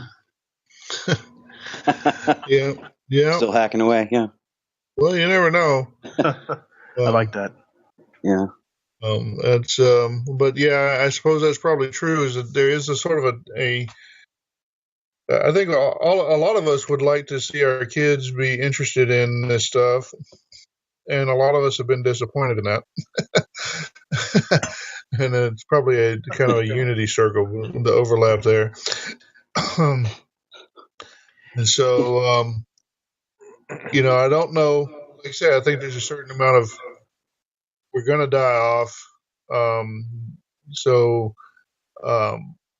don't know. I will say there was a time, if you'd gotten here earlier, there was a time when it was kind of like the apocalypse, the retro apocalypse that some of these people seem to be seeking, where you'd walk around and you'd walk past a dumpster or even just your neighbor would put their trash out, and there'd be some prime piece of retro gear that they're just finally getting rid of, and it'd just be right there on the top of the trash, and you just stuff it under your arm, take a little peek around and see if anyone saw you take it, and then you just leave. And there were times, you just about could get people to pay you to haul their stuff away. Certainly you could get big hauls of stuff for little or no money. But it's because nobody was interested, like you say. And not nobody, but, there were a lot fewer. And, there were a few people sharing information. In fact, those people who built the hobby to some degree is the people sharing information and collecting some of that stuff to make sure it didn't all go in the garbage can. I think some of us still feel like we need to keep things from going in the garbage can. And to some extent, I think it depends on what you're talking about. If you see somebody throwing away a bus stuff, for example, don't let it go in the can. No doubt. But at this point, if it says Apple on it, nobody will throw it away at all. You just about have to have a certified Apple disposal crew come and pry it out of somebody's hands because they're convinced that it's another Apple One that's going to sell for $400,000.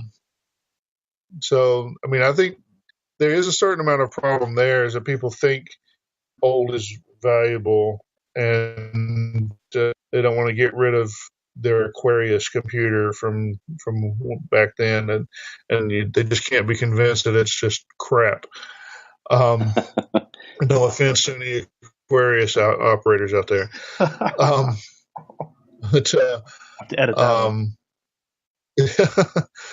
Replace it with VIC-20 if you'd rather. But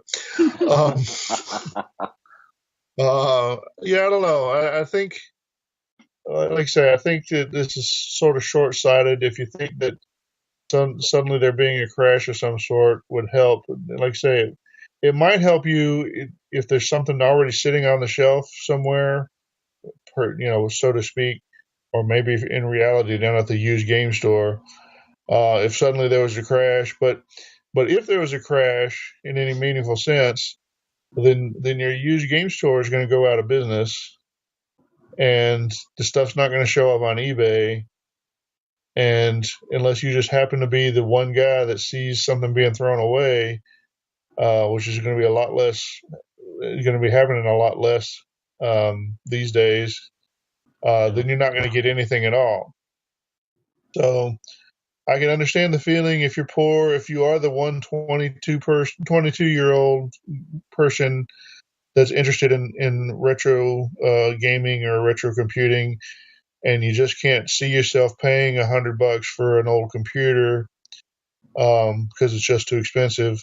Well, I sympathize with you because I used to feel that way at a different price point about some of this stuff. But if it wasn't for the prices that they're holding, then a lot of this stuff would just totally been thrown away. Nobody would have even bothered to try to sell it. Yeah, of course, you think the opposite when you're the one selling the equipment. Right. Yeah. I think this person just kind of overstated their case. I mean, they really were saying, "I wish I could get a cheap color computer stuff." But it's like saying, I wish Apple stock would drop to $5 a share so I could buy some. And exactly. It's just kind of lopsided. That's not really what you want. Yeah. What about you, boys? I didn't hear much out of you on this. Well, wishing for this to happen. What's the old saying? You can wish in one hand and crap in the other to see what you get first. Right. I can understand some of these exorbitant prices, but I think a crash, I would define a crash as like a reduction in price for like some drastic amount, like 70, 80%. I don't see that happening. Certainly, I think that some things are way overpriced, or people's expectations of some artifacts are way, way overpriced. But I'll give you an example. Just taking out of the equation for a second, basic supply and demand. These products aren't being made anymore. People still want them. I only see the demand going up. I just got through reading Ready Player One, which is a fantastic book, by the way. I got the audiobook. And when that thing comes out in the movies, probably this year or next, I have a feeling it's going to create even more demand. So if anything, prices might even go up. I don't see them crashing. Yeah. I really hope in that movie they keep the color computer in its role that it had in the book. Yeah, I agree. That would be awesome. And a big validation to me. Screw you, Apple guys. Yeah. Certainly the Dungeons of Daggereth is part of that. Plays quite importantly in the book. So I can't see that they would leave that out. But who knows? Hollywood screws up stuff all the time. Right, or they'll have an Apple II playing Dungeons of Daggereth or something like that. But No. Yeah, well, I hope not too. But you never know. I did tweet to the author a couple of times saying, please don't mess that up, but I never got a reply. So, But I will. Let me just get one more point though. In terms of the CoCo market, prices have fluctuated for CoCo 2s and CoCo 3s. But I think I sent you guys a link today. Somebody's asking $300 for a CoCo 3 that's not even new in the box. So, now what you ask and what you get are two different things, but we kind of see this fluctuation in price too in the CoCo market, not drastic swings, but it happens. So small, tiny corrections may happen occasionally, but in general, things tend to shift within a pretty small window of price, I think, at least for the CoCo 3s. Well, and don't forget the incredible value that you add to something when you put a New York Times property tag on it. Yeah. The thing's still up for sale. Still there. Oh, Lord. Has anybody else got something here, or have we covered this one? I think we've beat this one to death. All right. I was trying not to say that. Yeah, that wasn't John. Yeah. I guess I was just concerned that you might hold on for something a little bit too long, hoping it would climb even higher and higher and higher, and you miss a good chance to sell something when it was really at its peak price. Oh, yeah. You mean like the guy with the ag vision? Oh, no. He got that one at a good price. That one does kind of irritate me because I feel like I promoted that ag vision and made it valuable to people who otherwise would not have wanted it. Yeah, they wouldn't even know about it. And then then it shows up for $50 and they pick it up, and they probably would have not even bought it, and I didn't get a chance to buy it. So yeah, that just goes to show the power that you have in the community, John. Well, maybe that's it. The podcast is getting out. It doesn't always feel that powerful, but anyway. Well, I think we probably covered this one. So why don't we take another break, and then we'll cover something else.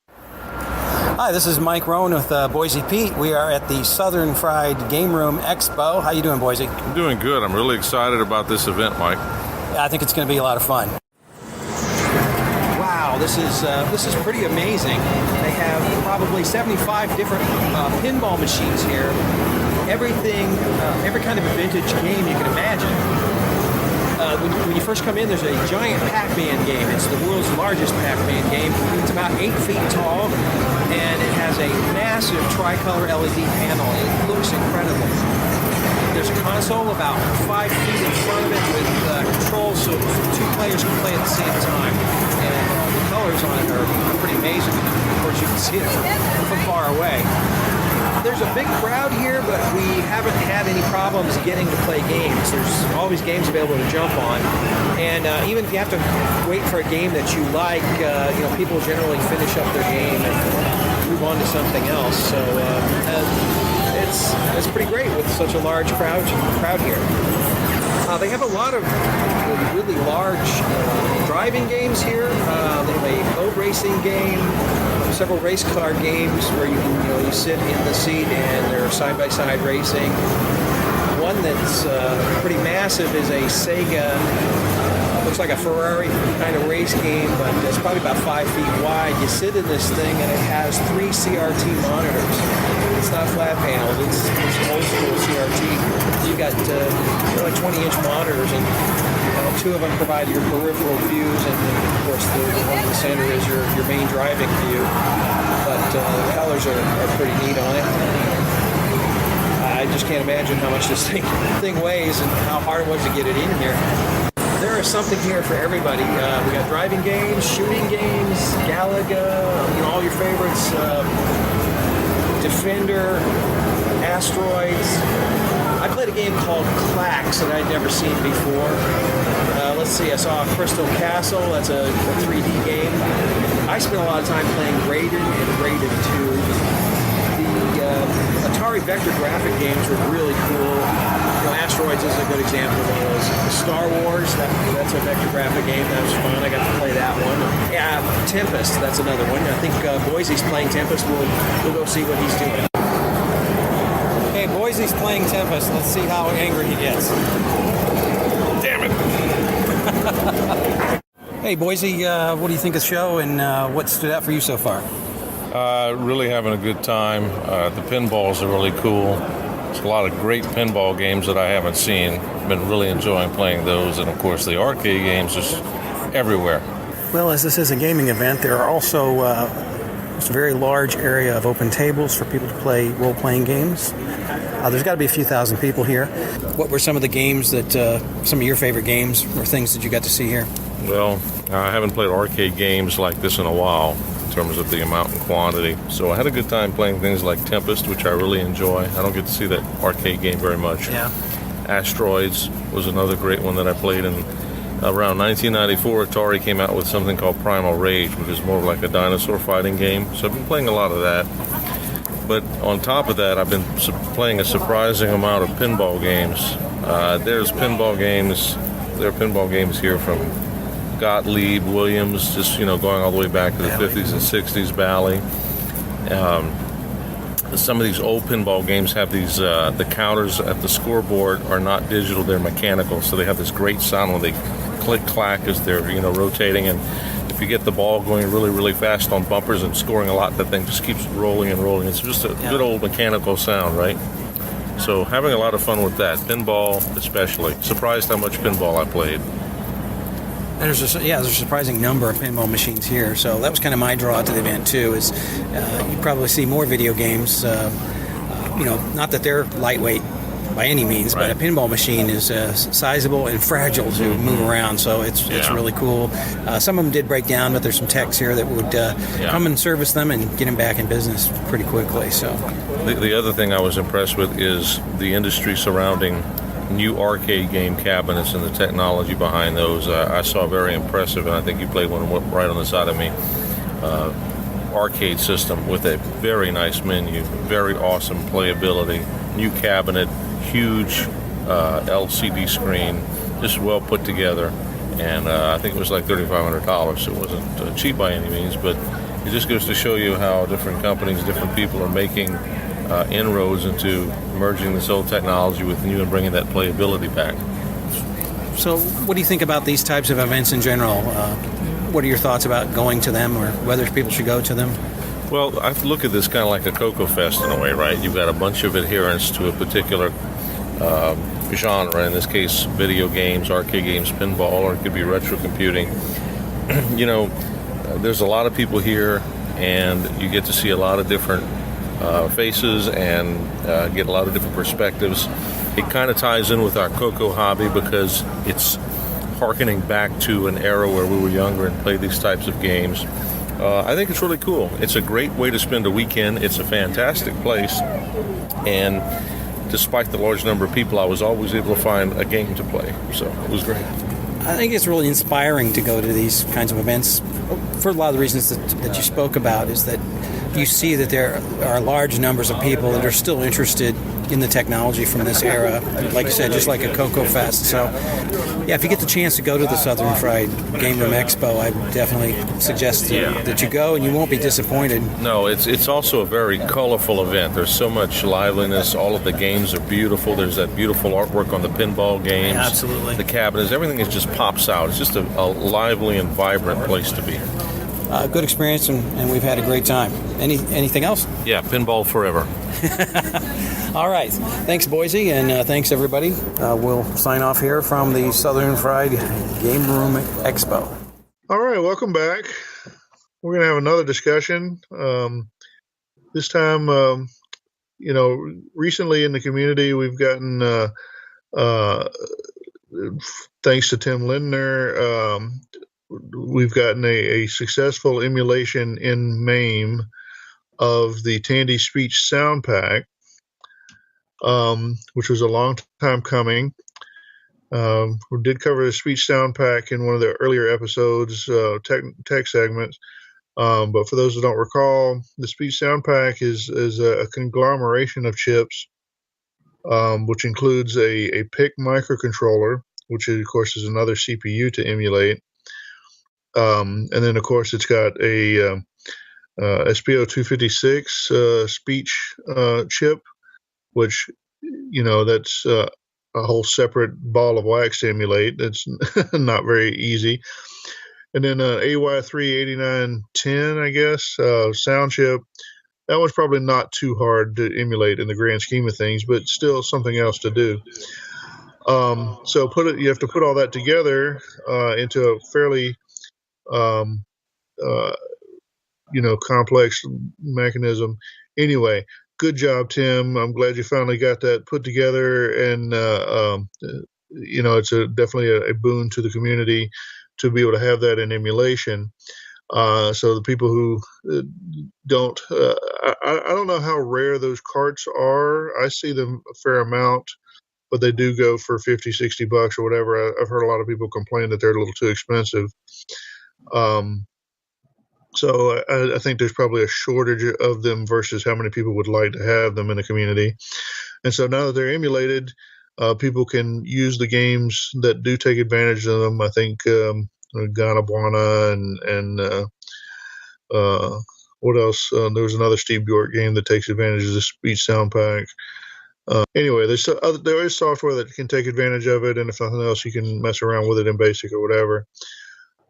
And so, just a side note, as we mentioned, also about the same time, Tim also added emulation for the Games Master cartridges, I've been calling it, which is my cartridge with the SN76489 audio chip.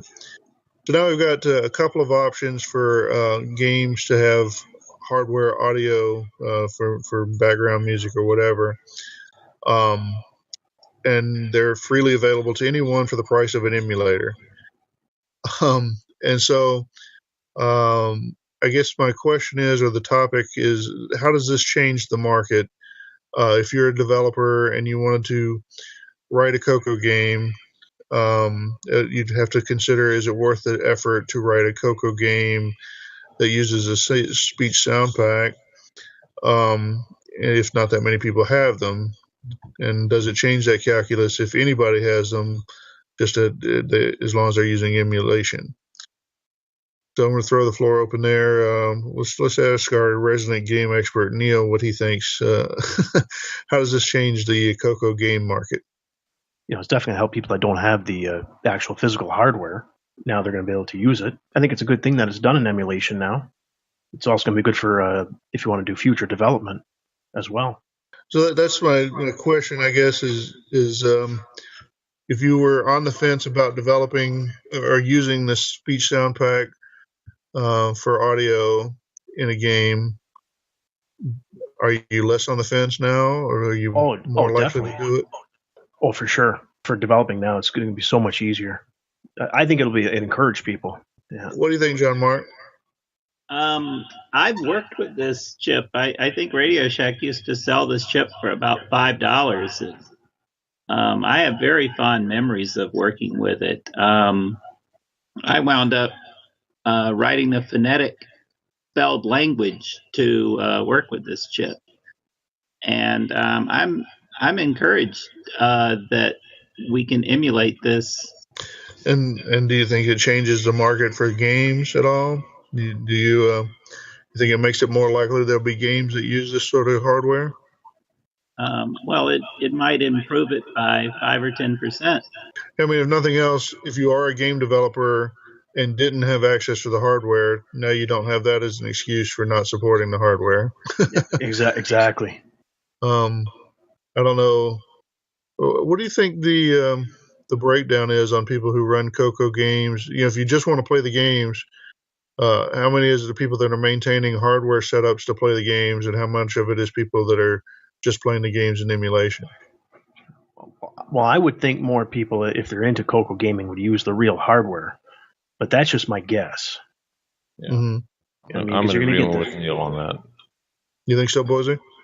I do. I didn't mean to interrupt you, Neil, but yeah, I agree with Neil, and I'll follow up because you have real joysticks on real CoCos and the real experience. To me, emulation is for maybe trying out a game to see if you like it or not, or cracking it like I did with Striptease.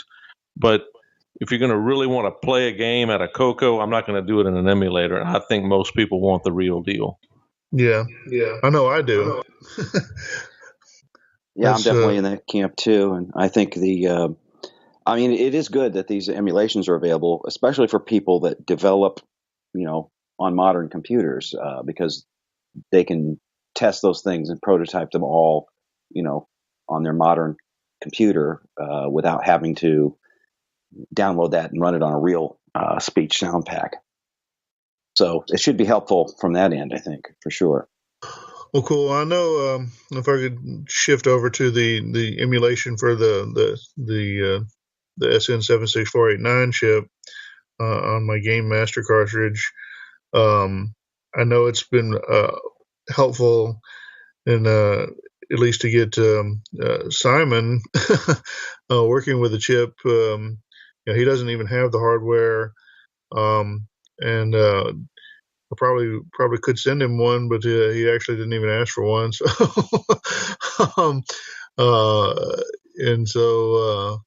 he's been able to do some cool demo work there using the emulation, and it sounds great. I think him doing that is helping to change some minds, or at least convince some people that, hey, maybe using this chip is not such a bad idea. There is a question there, and he's kind of asking for some slight differences in the hardware, which are not unreasonable to do. But then we need slight differences in the emulation. So hopefully that's not opening a can of worms. But I do think getting stuff into the hands of developers is a plus. When I was working with the Sound Speech Pack about how slow it is, how unresponsive it is, that right there is what made me settle into the wow, now I can see why nobody ever used this thing. When you're just tapping at it with BASIC and making it say hello or whatever, well, that seems pretty cool. But if you're actually trying to make it sing, it actually doesn't respond very well. I don't know how many of you guys have ever maybe tried using it at that level. Anyway, the unloved Sound Speech Pack to some degree earned its status. Yeah, I would agree. I know in the game Gauntlet, the Gauntlet clone on the CoCo from Diecom, it uses it, and it's hilarious. I mean, that speech pack just goes off on its own. It's great. Yeah. Well, that's cool. All right. Well, anything else on this one? I just worked with the chip directly. I interfaced it directly to a CoCo, and I was able to make it generate any of the, I think there were 64 phonemes, and I was able to really make it talk and say things. And I learned a lot about phonetic spelling and things like that. Like a short IZ is, and a long IZ is eyes. And there was a phoneme that was DH, and it was like for the versus what the or the, and recognizing that the DHE sounded different than THE. Well, you're talking about the speech chip there. There was somebody that was reproducing a Tony DiStefano project using that one recently and selling them on eBay. I don't know if you saw those. But everybody would agree that the other speech packs, are better than what you have to do on the speech sound pack from RadioShack. Yeah, just because you can directly write to the chip, I think that makes a huge difference. Right, yeah, Real Talker, Super Voice, all those built on basically the same chipset, but easier to interface with. It's just really disappointing. That PIC chip on there must just be so damn slow. It's one thing, it's kind of a pain in the butt to just have to check for status before you do it right, but you can do it. It's not complicated code. But when you check for status before you do it right, and then you can only do like 50 writes in a second, that's slow. You know what I mean? Yeah. So it's hard to do complex sound with slow writes. Anyway, well, kind of veered off a little bit here on the thing, but I think we got our answers. We're hoping at least that we get a little wider exposure to the speech sound pack, and if nothing else, at least it's no longer an excuse for developers not to support it. Maybe that means that we'll get some new games or something that do support it. Although I'm still advocating for the other solution, but that's in the emulator too, so you can't avoid either one. All right, did we beat this one to death? Yes, sir. All right. It's dead. It's dead, Jim. All right. Cool. Well, thanks for listening, and we'll be back with the rest of the show. Why buy just a video game from Atari or Intellivision? Invest in the TRS-80 color computer from RadioShack. Unlike games, it has a real computer keyboard. With the TRS-80 color computer, the whole family can learn computing at home. Plays great games, too. Under $300, the TRS-80 color computer. Only from RadioShack, a Tandy company. All right, everyone. Welcome back. This is John, and we're here with kind of a mini tech talk. Not going to go into too much detail today. Just wanted to kind of clear up, well, hopefully clear up, probably just irritate a few people. There's some talk recently on the CoCo mailing list about, well, it comes down to about the difference between assembly language code and machine code. And, well, I was kind of disappointed, and because as far as I'm concerned, you're really talking about a distinction without a difference. Machine code and assembly language code are pretty much the same thing. Now, some people kind of will go down into the weeds and say, no, machine code is way different. You're talking about putting numbers into memory, and, directly manipulating those numbers. And yeah, okay, I understand the difference. You're not using an assembler. But just because you're not using an assembler and you're not typing in letters doesn't really mean you're somehow using a different language. Fundamentally, when you're talking to yourself in your head as you're manipulating code that way, you're not thinking to yourself, well, I'm gonna do a 23, and then I'm gonna 35 it on down to the 74 at the bottom, and then I'm gonna 99 it, and then 74 5 times, and then 71 again. You're not thinking like that. You're thinking, well, I'm going to move this value into the A register, and then I'm going to compare it to what's in the B register, and then I'm going to do a test against to see if the certain flag is set, and then I'll branch and whatever. And so, even though you're using kind of a different alphabet, shall we say, you're really still dealing in the same language. So I know it's probably not going to convince some people. I've had this argument from time to time, even back in the day.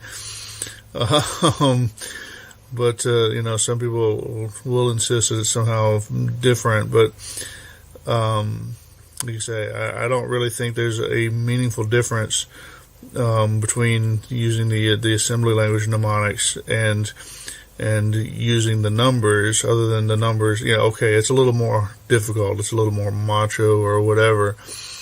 Someone brought up, well, what about, if you're entering a code, in machine language, if you're typing the numbers in yourself and you get to a branch, you can't branch to a label, you have to branch with a specific offset, you have to calculate the offset. Okay, well, still, at that point, I don't think that means you're speaking a different language. It just means you're acting as an assembler instead of running an assembler. You're just doing the job yourself. But again, you're not really speaking a different language. You're conveying the same kind of information, the same blocks of knowledge or thought or whatever. You're just doing it with kind of a different alphabet, a different set of tokens, and so I'm trying to think, if there's, is there, when you speak Japanese, if you use, maybe I'm going to turn myself into a bad example here, but if you use kanji characters versus katakana or whatever, are those two different languages, or is it two different representations of the same language? As I understand it, it's the same language. Could be wrong.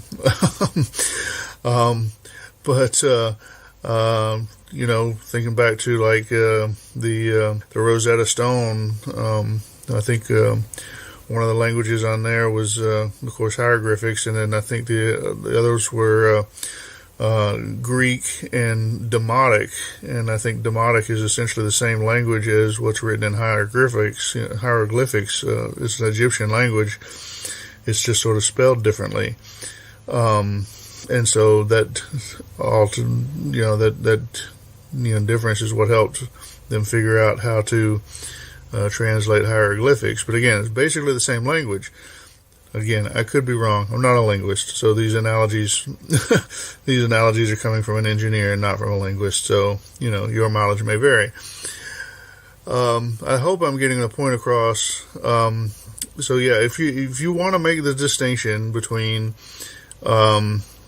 using numbers to write into memory directly versus using letters to represent the instructions and labels and that sort of thing, then okay, if you're using the numbers, you can call that machine language. If you're using the letters, you can call that assembly language. If you're just determined to say that there's a difference. And, while you may be a little more macho or gung-ho, if you're working in just nothing but the numbers, you're not really doing anything all that different. You still basically are, in my opinion, you're basically still just doing assembly language. And it's just really not all that different. You're not, like you said, you can make the distinction, but there's not really a difference. So, there. That's my opinion. on the difference between assembly language and machine language is that there really isn't much difference. You can make more of it if you want to, but you're really just spinning your wheels.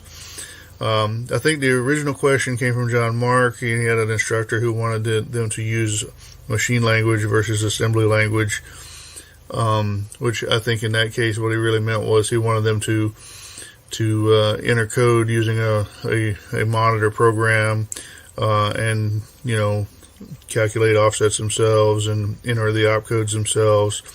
So what he really wanted is them to do machine language or assembly language without an assembler. And that's pretty hardcore, gung-ho, whatever. It's basically the equivalent of saying, back in my day, we had to walk to school uphill both ways in the snow with no shoes or whatever. It's, one of those things that old folks like to do to young folks to make them feel embarrassed about how easy they have it. And okay, yeah, it is a little easier with an assembler. The difference between using an assembler and using a higher level language is already a pretty big jump. Moving you all the way out to using binary values instead of an assembler is really just piling on.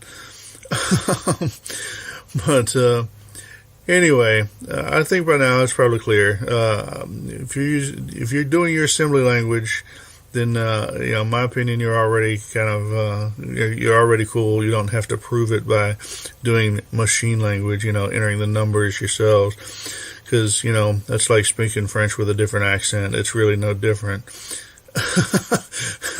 So there, now I've managed to insult the Quebecois and the Cajun and everyone else, as well as anybody who believes that machine language is worth learning by itself. So anyway, maybe some other time we can get into the discussion of whether or not learning assembly language for one machine is a reasonable step for towards learning assembly language for another machine. In other words, is the assembly language between two machines essentially the same, or are they really fundamentally different? But I'm going to keep my opinion on that one to myself for now.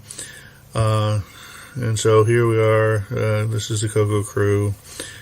So let's just say CoCo forever and be done. All right? So we'll get on with the rest of the show. Thanks. New from Carriage Return New Line Cinema. Good morning, Major.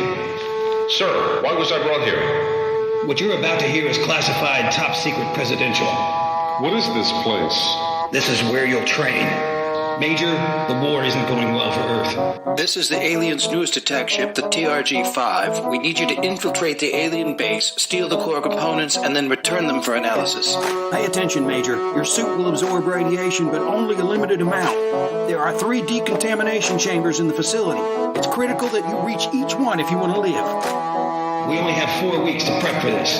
What do you need from me? Your best, Major. Major, do you hear that sound? That sound means you're dead. Too much radiation. Reset your suit and try again. Why did you pick me? Because I think you're the best man for the job. Because we've only got one shot at this. What if I fail? Then we all die. Power up your suit, Major. This is your electro gun. Aim it and fire. Holy shit, Major. Remember, each time you fire your weapon or use your cloak, you're exposing your suit to even more radiation. Major, it's time. I've reached the access point. Wish me luck. I'm going in. Shock Trooper rated CoCo 13. Welcome back to Neil's Corner, hidden away near the end of the podcast. Yes, just like the back of a magazine. Just without those sketchy advertisements. Well, I'm sure you can guess I will be reviewing this month after hearing that most amazing commercial. Yep, you guessed it. Shock Trooper. I was seriously going to talk about Shock Trooper in the near future, but that commercial just got me in the mood to do it now. Alright, here's the breakdown. Shock Trooper. It was programmed by Rob Shaw, right in the smack dab middle of the 80s, in 1985. It was published by Mark Data Products. It requires a CoCo 1, 2, or 3, with 32K of memory, and a joystick. It can be loaded by cassette or disc, or any of the new fancy storage options we now have available for the CoCo. Shock Trooper is an arcade-style platformer-type game. It has static screen boards and several of them for each level. On each screen, you want to destroy the power generators that are creating a radiation force field. These force fields are blocking your path on certain parts of the board, and you must stop them before you can continue through. To make the game even more challenging, there are dead zones where your gun doesn't work, and when you do use your gun, there's a time limit of how long you can use it in one instance without absorbing too much radiation from it. Along the journey, you also rescue humans as you progress through the game. I've always liked this game because it has a strategy puzzle element to it. I spent a lot of time playing this game back in the day, and I still play it from time to time now. I put this game up as a benchmark game for the Color Computer 1 and 2, as the graphics are incredible for a Color Computer 1 and 2 platform, and the sound is just amazing. At the risk of sounding like a geek, well, who's kidding who, I'm definitely a geek, I used to load this game up sometimes just to hear the intro music. I even had my CoCo wired into my stereo amplifier and would crank it up. The music you just heard in the commercial for the game is the actual music from this game that was sampled in. I was seriously surprised when Mike and Boise made this commercial a few weeks ago when they were at Southern Fried Game Expo. It was a real treat getting this in my email out of the blue. The best part was Mike didn't even know how much I liked the music in this game. Huge props goes out to Mike and Boise for pulling this one off. Now I'm sure you want to go give this game a spin. If you don't have it in your collection, you're in luck. It is available on both Color Computer Archive website and L. Curtis Boyle's CoCo Game website. I also just noticed a mention on Curtis's website that a cheat code exists for this game, but it has been removed by request from the author. I wonder what that code is. Well, that's all for now. Until next month, game on and CoCo forever. Myro? It'll catch on. Myro. It'll catch on. Myro. It'll catch on. Myro. It'll catch on. Myro. It'll catch on. Myro. It'll catch on. Myro. It'll catch on. Well, we find ourselves once again at the end of the podcast. We hope you enjoyed episode 25 of the CoCo Crew Podcast. I would like to thank our host, John Linville, for all his hard work and dedication, researching all the monthly news articles and providing informative tech segments each month. Also like to thank Mike Rowan for creating all these amazing sound bits and commercials. You really seem to outdo yourself each month with these. Big thanks goes out to Boise Pete for sitting in on the podcast and being a part of it. Nice to see you joining us often. John will have to get you a show email address soon. And I also can't forget to thank you, John Mark from Glenside, for being with us during this month's recording. We appreciate all the work you do for Glenside and creating their newsletters. Last but not least, a huge thanks to all of you who listen to us each month, and we thank you for the support. Until next month, CoCo and Retro forever. Oh, and we hope to see you at Tandy Assembly.